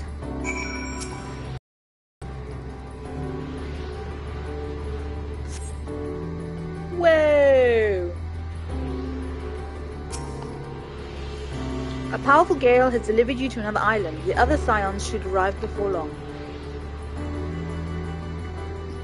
It is absolutely gorgeous out here.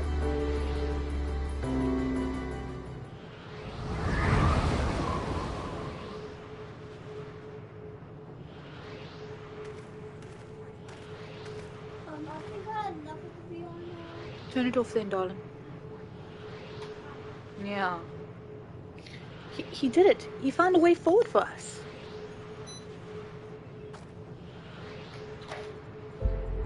First circle. The dragons remained trapped within a prison of their own making, lamenting the horrors of war, yet Estinian knew them better than most. He was a man of honor and a dear friend, willing to fight to the very end for what he believed was right. You can turn the PlayStation off. Or restart it. It's time to go and have a bath now anyway, baby.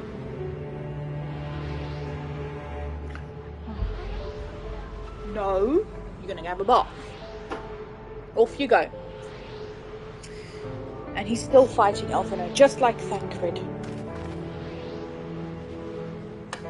Their sacrifices are why we can survive here, why we still have a chance to stop her. Even in spirit, they're unwilling to give in to despair, and we mustn't either. Alice is right. We must press on for their sake.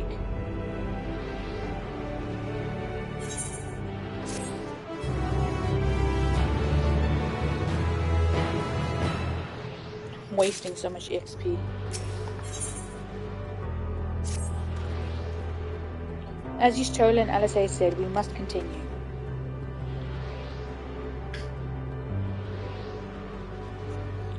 Notice the change in our surroundings. Perhaps this is the memory of an altogether different world. It would be prudent to learn more of it then. Tread carefully, lest we lose our footing in the sand.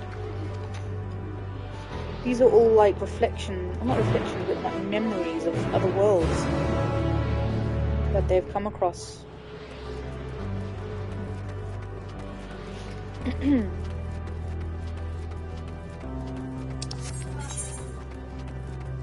No, you make a mess.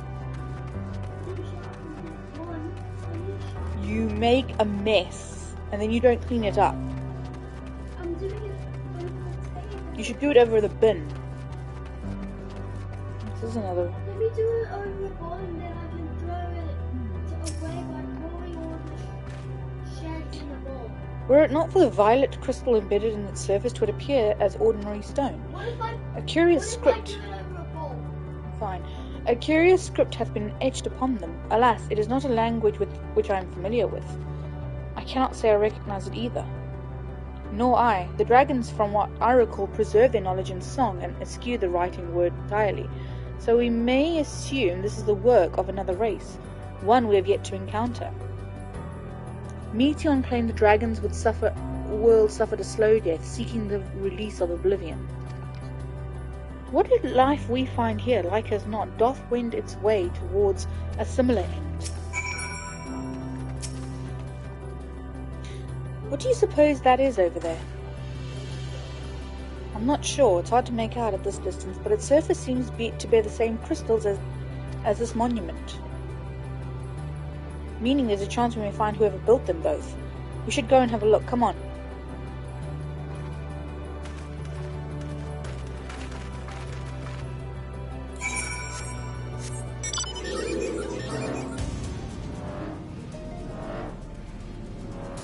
Other one. Drifting ear. Pretty enough. Show me where you looked.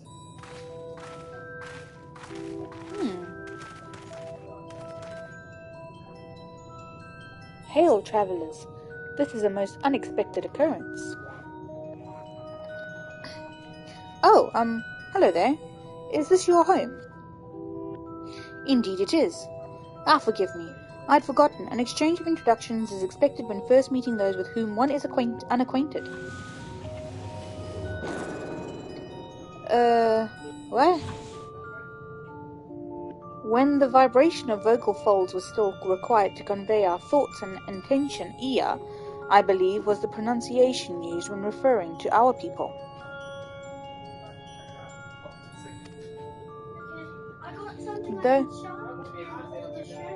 I know it's okay. Though it is not entirely applicable given our present state, you are welcome to use this appellation. As for nomenclature to address my individual person, I believe it would be pronounced Kof Kudg. Yes, Kof Kud of the Ia. Or Kuj. We have encountered beings that communicate intermittently through the thought, but never one that is wholly without voice. I presume we are having this conversation via the medium of ether, or dynamis, as this space is suffused with vast quantities of it. Fascinating in either case. I gather your response to my presence is positive then? That is well, for there is something I wish to ask of you. Like yourselves, we Ia are ether-based life forms. Therefore, it may be surmised that your bodies are of comparable biological composition to those we once possessed. I have a number of queries regarding your subjective perception of the five senses: sight, sound, taste, touch, and smell. In total, I have prepared 198,712,180,877. That's rather a lot, isn't it? Ah, my apologies. I have omitted a great many details necessary to understand the nature of my request. Though we dispensed with our corporeal vessels long ago, we have rediscovered a need for the flesh, and have endeavoured to recreate our erstwhile forms. However, all pertinent records have been lost due to the passage of time. Take, for example, the nervous system. It is well within our power to recreate, but we have no frame of reference for sensations once experienced by our people, which may compromise our ability to interact with our physical environment. And the reason you need to regain corporeal forms? Why? To bring an end to our existence, of course. Huh? Though need is perhaps too strong a word. It would be a simple matter to unmake ourselves through use of etheric exsanguinators, but such a death seems inadequate.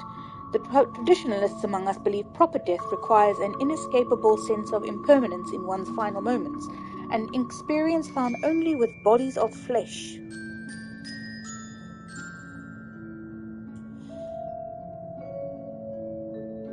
We should very much like to hear more of your plans. In exchange, we will answer any questions you have to the best of your ability. Our ability. Such an exchange of information would indeed prove useful. Very well. To ensure efficacious exchange, I hereby invite you to our home. Yes, the abode of the Iya, where we traditionalists prepare for our demise. I presume your consent to answer questions is indicative of a tacit approval of our plans, in which case your cooperation is greatly appreciated. I must caution you, however, to be mindful of the Iya wandering the desert. Their desire for bodies of flesh could be described as overzealous. Now, if you would follow me.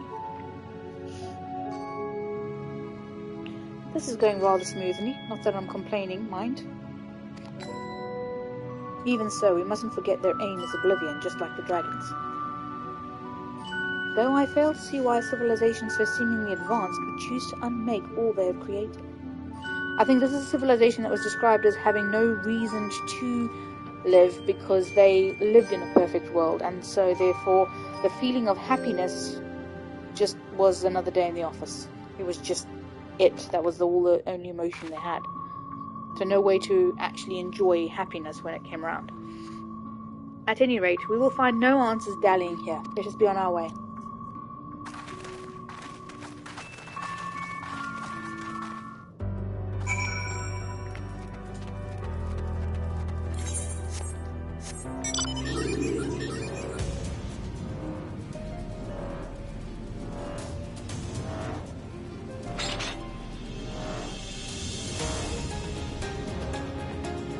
Aluminium.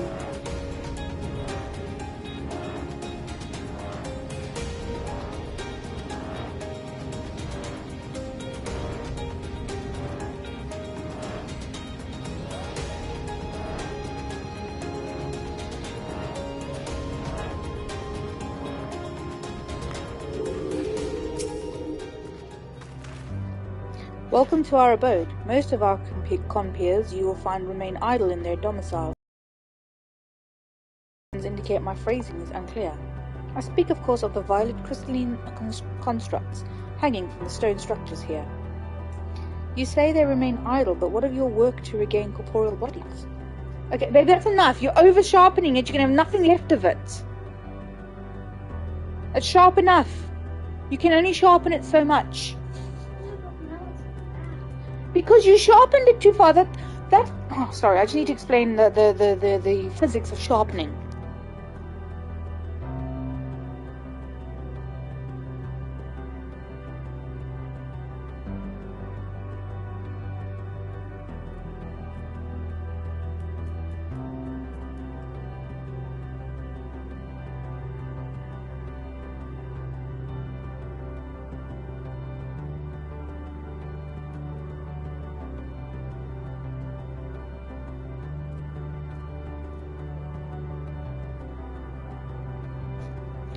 Fine.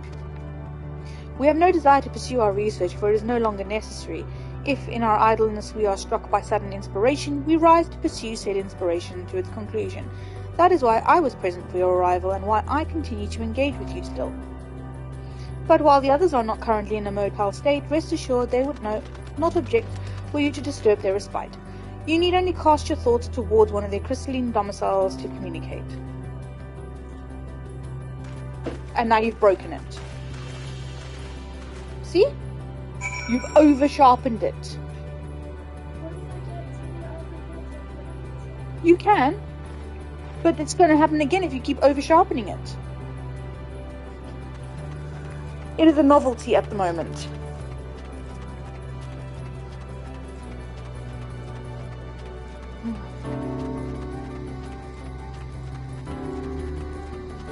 Is this water? Oh, it is.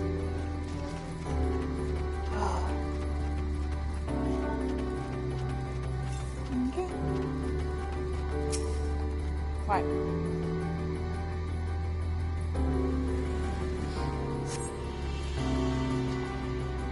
The strange moaning comes and goes, it soon fades into silence.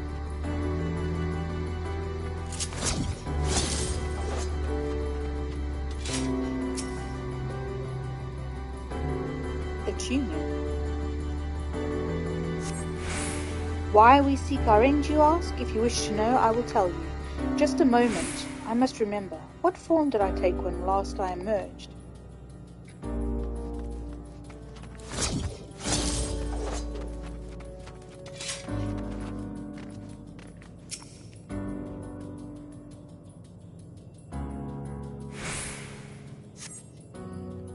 You wish to speak?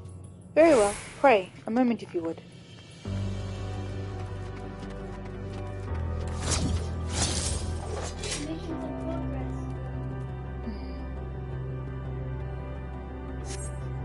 You cast your thought toward the crystalline domicile, but there is no response.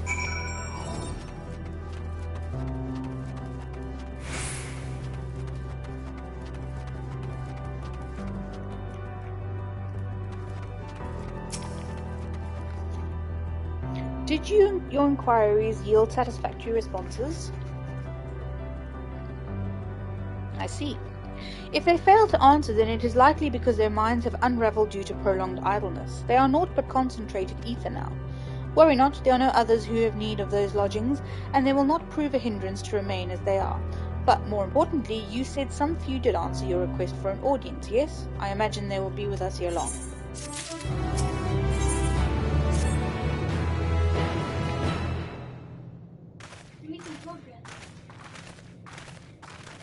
You need to go and have a bath. It's still able to go as a... Oh my god. I had no luck, but everyone else fared well enough. Quite a few have wakened. Ah, there they are.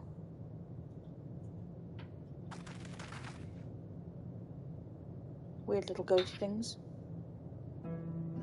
May I introduce to you Lalak, Judik, and Nenej.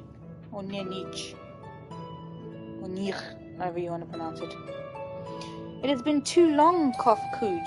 I dare say Sadr Iv has since was it Sadr the Fourth? Has since completed an orbit? Indeed, until the travellers brought it to my attention, I hadn't noticed how unravelled some had become. Travellers? Ah, of course, the ones who wish to know why we seek to regain corporeal forms. The truth of the matter is as plain to see as the neighbouring systems, but my single account would fail to satisfy the requirement for scientific objectivity. Thus did I bid them awaken you. Am I the only one who struggles to tell who is speaking? Nay, thou art not. In the absence of corporeal forms and the divergence they afford, mayhap such similarity in voice is unavoidable. By the way, Kofkuj, have you already observed the requisite custom for the travellers? That which one is expected to do when receiving guests, a matter of proper form?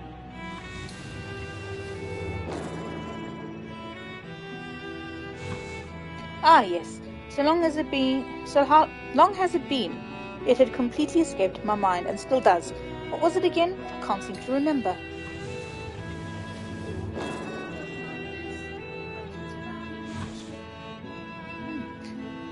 Neither do I. Pity. I was hoping you would. Perhaps we can search the archives for the answer. Come now, Nenij. The archives have long been frozen, lest we subject ourselves to further dollar. Surely you recall that much? Ah, of course. Food! The custom is to serve food. Being of flesh such as they must regularly replenish their ether. By contributing to their replenishment, we communicate our friendly intention. That's right. We duly invite you to join us in communal repast, after which we may engage in leisurely conversation. If we have a chance to learn something, then I see no reason to decline. Excellent. If you would care to follow, we shall feast you on the purest ether. What do they eat on this planet?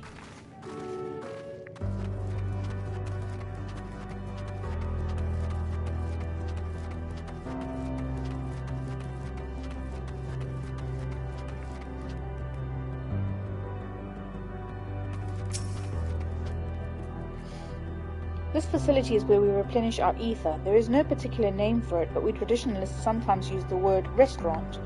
Now then, if you would take your place with our comrades, the space will soon be awash with purest ether. Please, absorb as much as you like. Okay, this is a very strange restaurant.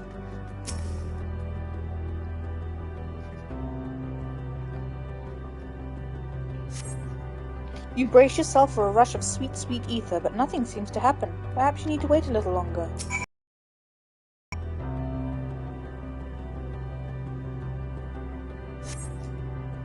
You brace yourself again, but again nothing seems to happen. Just as I had suspected, as meticulously as one might recreate the Ea's home world, this is Ultima Thule. One cannot simply generate ether here. As recreations, our friends are oblivious to this fact, to the very truth of their existence, much like the phantoms of the recreated Amarot.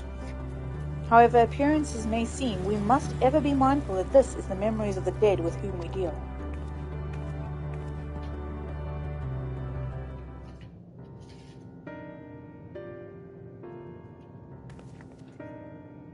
So, did you have your fill of ether? Alas, we couldn't absorb it, a deficiency in our forms, it would seem. Oh, how very unfortunate. May I ask how you normally replenish your ether? We num. Through your mouths, you say? How very primitive and quaint. To think that their mouths serve not only to expel sound, but draw in sustenance besides. Such life forms have long since vanished from our systems.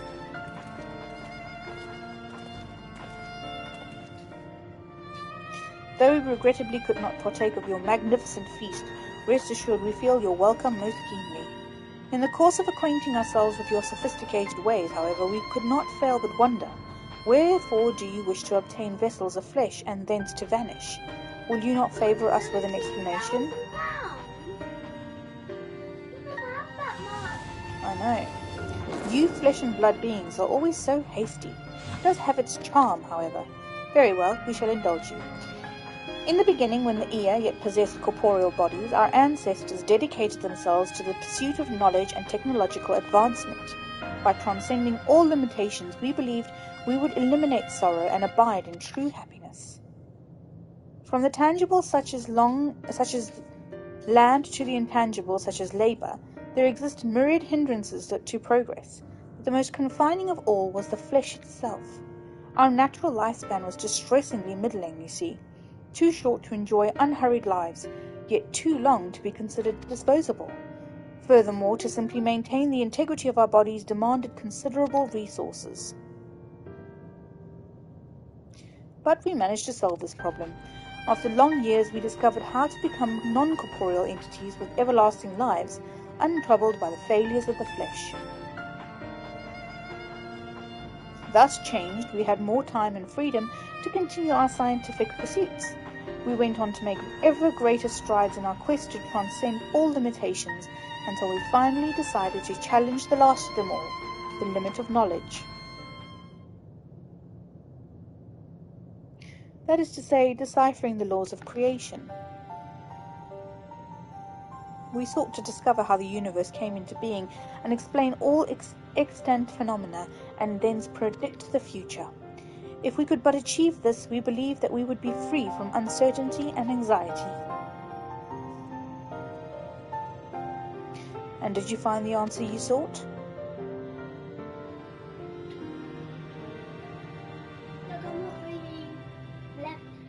Yes, we did. Our efforts revealed to us a fundamental truth. Knowledge of said truth is essential for the continuation of our conversation. If you would learn more, we will share it with you. No, we mustn't. Primitive as they are, it would be unspeakably cruel to deprive them of their ignorance. They are possessed of corporeal forms, their lives readily ended. As those who have gone before, it is not our duty to warn them. What thinkest thou?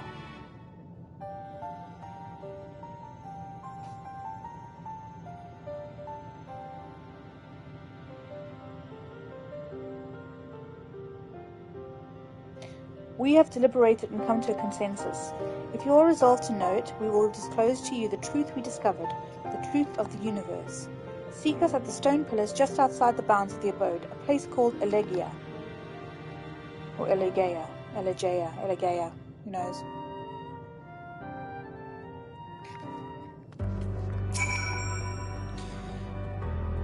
A fundamental truth.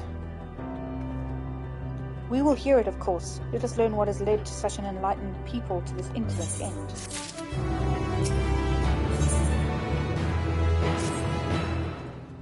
Ere we join the Aya, there is one trifling matter I would fain investigate. Lilith Grahatia might I trouble you for your assistance? But of course. My thanks. We shall head outside the abode. If you'd kindly follow me.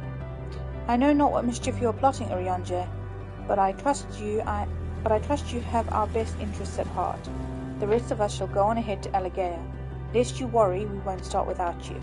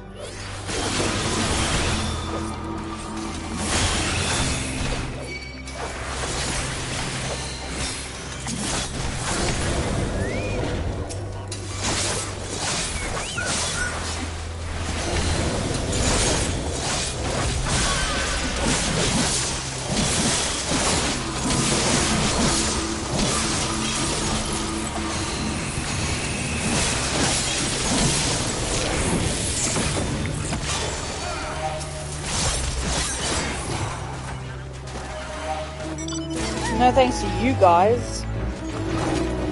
I got no XP. How come I got no XP? Bastards. I suppose I'm full level, I'm not going to get anything, but at least I got some stuff towards my fate trophies.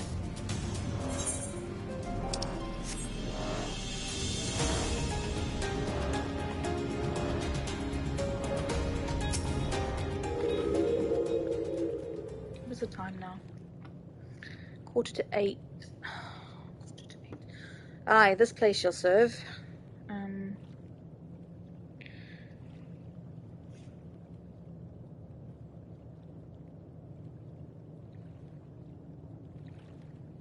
Okay.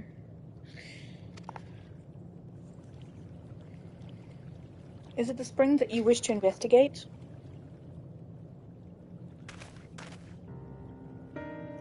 Pray forgive me, my friends, but there is naught to investigate.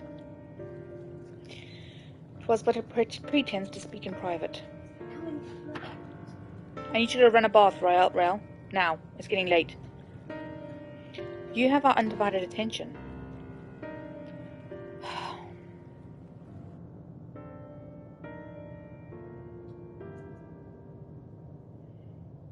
As we have established here in Ultima Thule, those denizens of ruined stars are recreated in their twilight days. Yet one question doth arise in my mind. So faithfully formed are the simulacra, they believe themselves yet amongst the living. How dost thou suppose this is possible?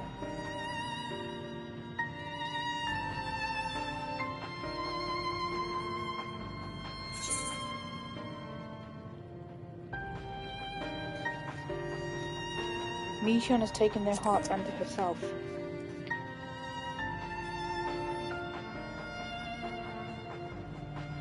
I'm inclined to agree. If Meteon can take the emotions of others as her own, I dare say she would be able to recreate them more faithfully than had she relied on any historical account. By which logic she must have visited them while they still lived, the dragons and the Ea both. So too did I theorize, and upon that assumption consider how those two races may have met their demise. According to thine own tale, Meteon perceiveth the emotions of those nearby as her own, a heightened sense of empathy intrinsic to her nature as an entelechy. In the course of her starfaring journey, if she encountered beings who strongly desired a cessation of their existence, she would be powerless before that desire.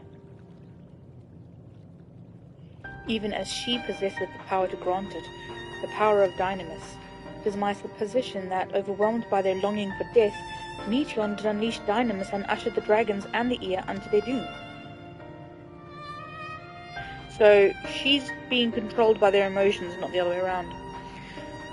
Of course, such was not always the outcome. Full many stars did she find already lost to ruin. In order to create a terminus, however, the fervent desire for the end is essential.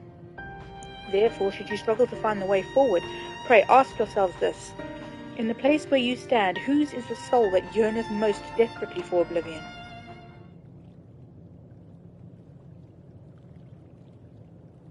Why do you tell us this now?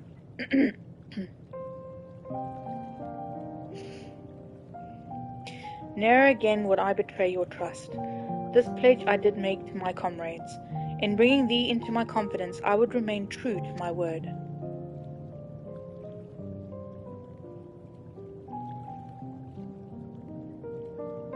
As for thee, let us consider it my fitting reward for the secrets I harboured for the Crystal Exarch. I once placed my faith in thy chosen path, walking at thy side, full knowing that we were bound for thy demise. I ask now that thou returnest the favour, and abide in faith as I fulfil mine own destiny. If you say my debt has come due, how am I to refuse?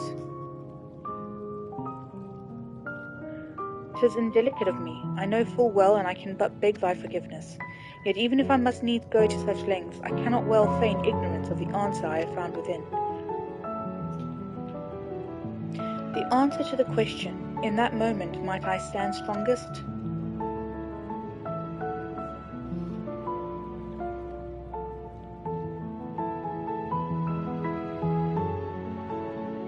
After all that we've been through, I will say only this. Do what you must. Do what you must and see your conviction through. I shall, my friend, I shall. Without further ado then, let us go join our comrades.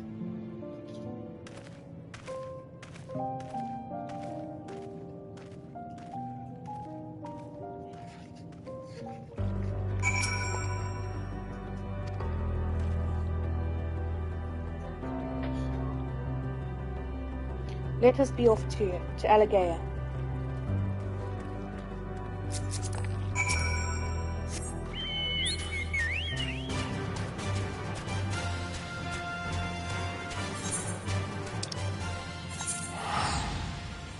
Ooh, there's a thingy there.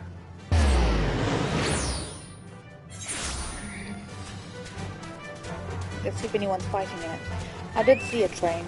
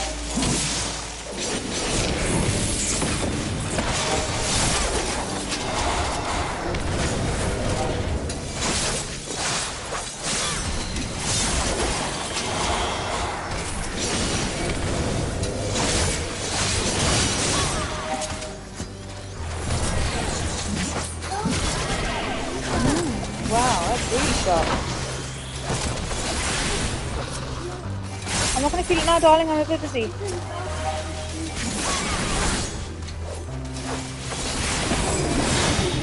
Okay, give me a second, please.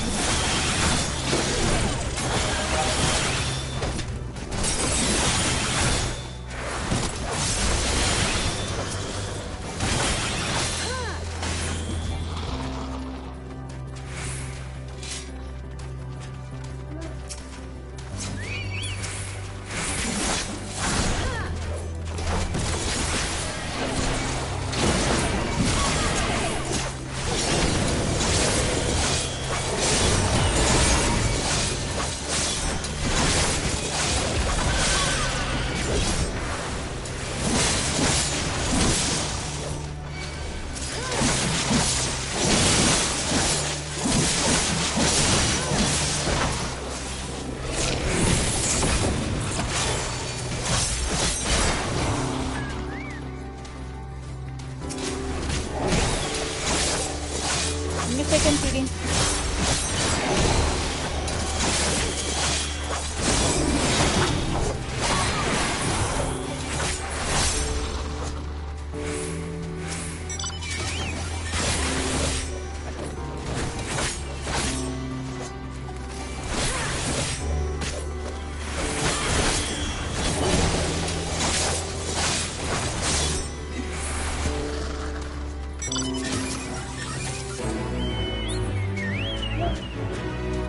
That is super sharp.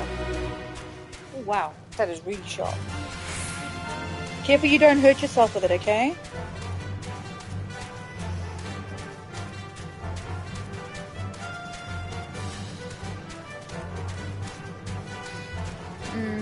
It's 5 to 8 now. I might finish this mission and leave it here. I've got stuff to do, I've got work tomorrow, and I've got to get myself ready. No, you don't, darling. Not until next week. It seems everyone is accounted for. Shall we then?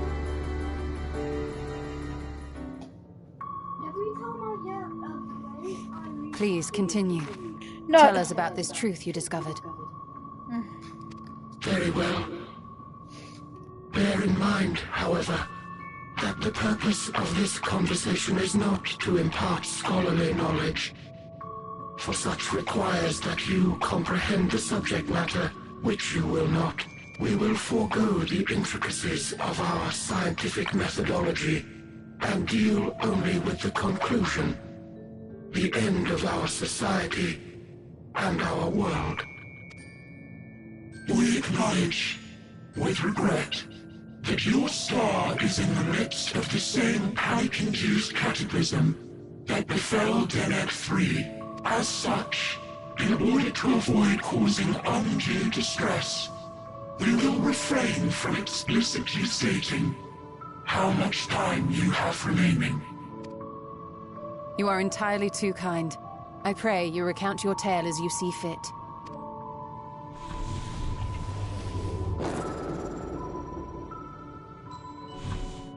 In the beginning, the universe was but a tiny particle.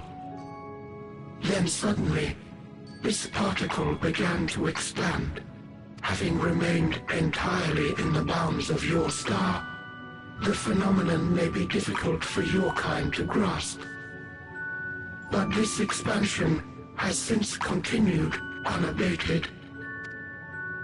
Speculating that the universe could not grow indefinitely, we sought to learn what might occur, and made a worrying discovery.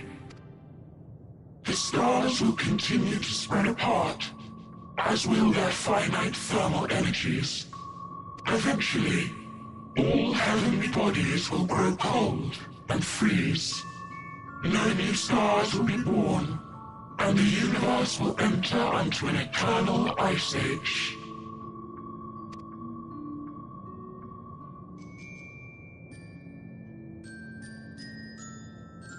In hopes of proving that this determination was erroneous, we scrutinized our research from all angles, even as we sought to avert the everlasting winter. The endeavor proved fruitless.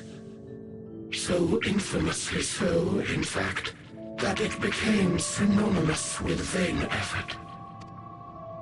The universe as we know it would end, and there is no way to prevent it.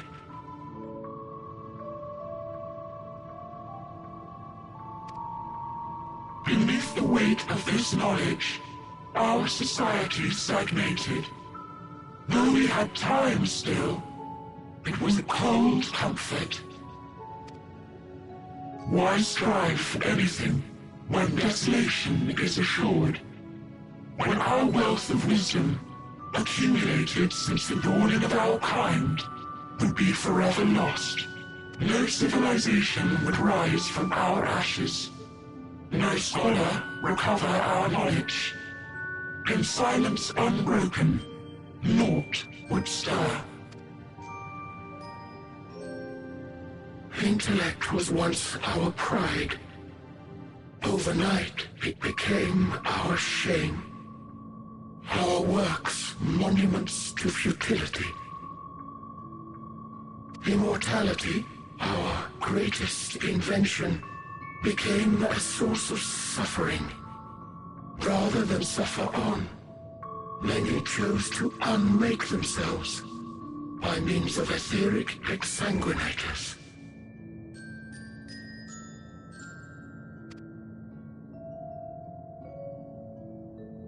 Etched upon these stones are the testaments of such souls, though many left no words at all, thinking it a pointless gesture.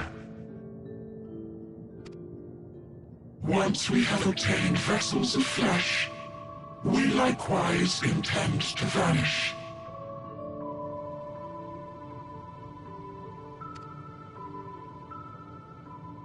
If you understand this, understand aught of our tale, you will abandon your quest for knowledge.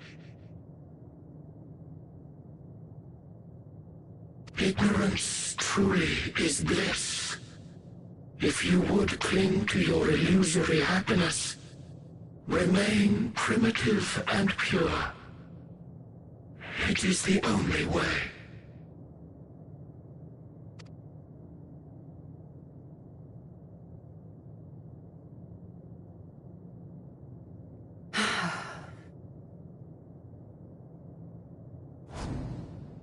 So that's your story.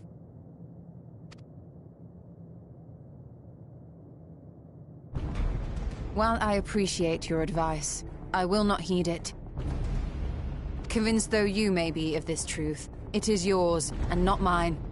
Indeed, truth, I have ever believed, is in the eye of the beholder. Are you suggesting that we have reached a faulty conclusion? That our science failed us? Hardly. As you yourself said, the subject matter is beyond my comprehension. And that, I accept, is true. I do not possess the knowledge to prove or disprove your conclusion. In my mortal years, I doubt I could even approach the wisdom of the air. But of one thing am I absolutely certain. I would not be happier in ignorance. Y'shtola, no! You mustn't!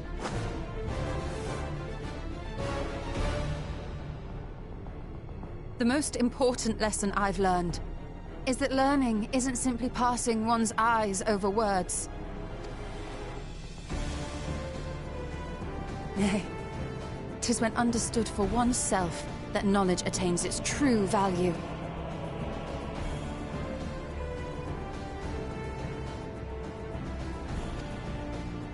This is what has sustained me, driven me onward in joy and wonder, in anger and sorrow.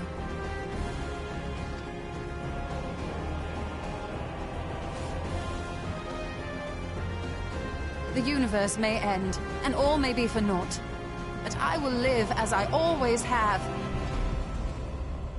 I will always seek out new knowledge, and no conclusion of yours, no matter how grim, can dampen my desire.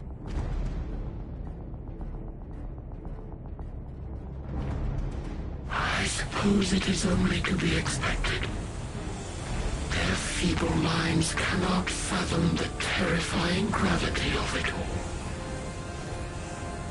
But worry not.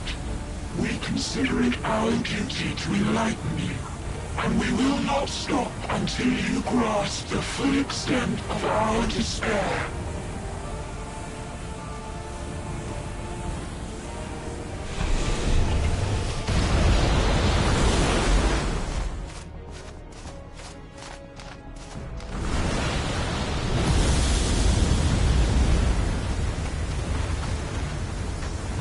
Calm, and listen well. Though my body will soon dissipate, there may be a way to restore it. Azim's magic. So long as our souls remain, you can use it to summon us back. But you mustn't, for it would mean losing our way forward. This I only reveal so that you can promise not to invoke the magic. We came here knowing what victory may cost, so press on. Press on. And do not look back.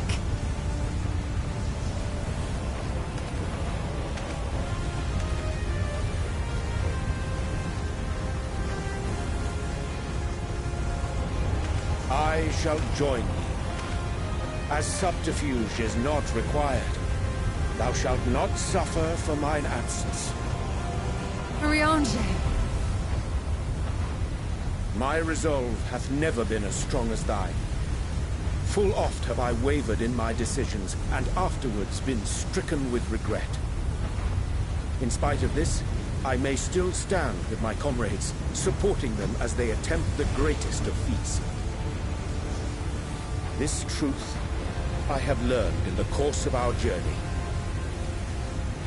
And many though my shortcomings may be, I may also claim to excel in prophecies. My studies, into which have granted me the flexibility of mind needed to bend this malleable reality.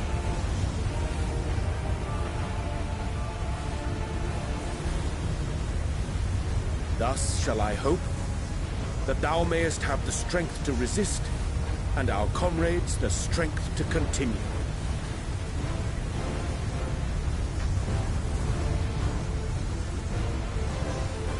With you to urge us on, how could we possibly fail?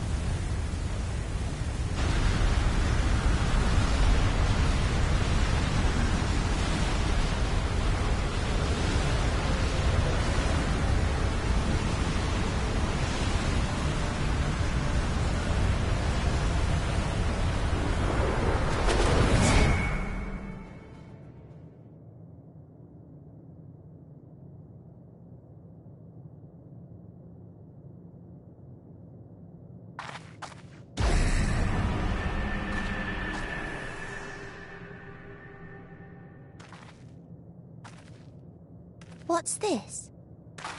An extinguished civilization. Rekindled.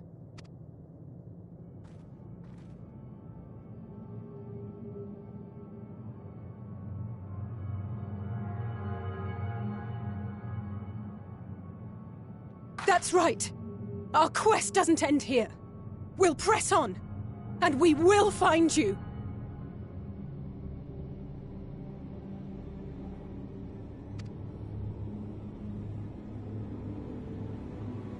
There. That's where you'll find me.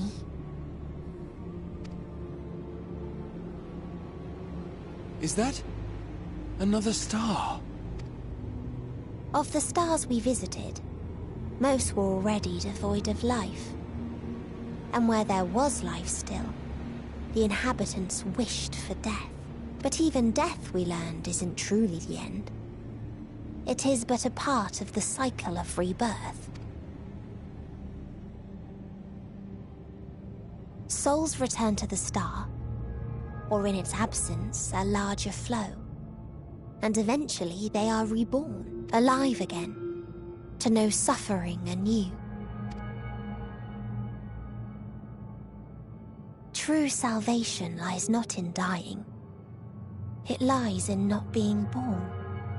This is the gift I would give to you. To all life on beautiful Atheris. To that end, we created an egg wherein life cannot quicken. That dead sun.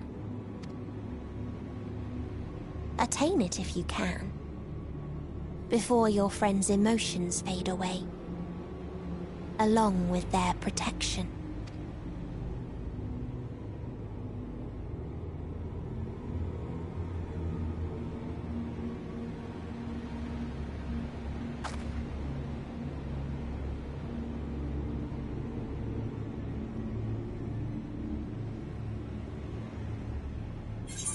Took a screenshot and made me look a lot like a bloody Bloodborne thing. Right. Yes, but finally we are on to level 90 stuff and 76% Endwalker 4 scenario. Okay, this could mean that we're close to the end. So I'm gonna leave this here, pick it up when I have a chance again sometime in the... Okay, give me a... No, wait, I haven't said yes yet. I want you to do something for me. You're gonna bath when I tell you to. Go and run your water right now. Okay. Okay? Off you go, and then when you're done, you can come play. I'm going to leave the stream here, though. How far? I'm not far from the last. Oh, ooh. Yeah. Okay. There's lots for me to do still. So, as I say, I'm going to leave this here. Finally, onto level 90 missions. Will get us near the end. Okay. Good girl. And I'll see you. Hang on, baby. I'm saying goodbye. Do you mind? Okay. Yeah, see you next time. Sometime in the week. Can't guarantee when. Just look out for the Instagram posts. See you later. Bye.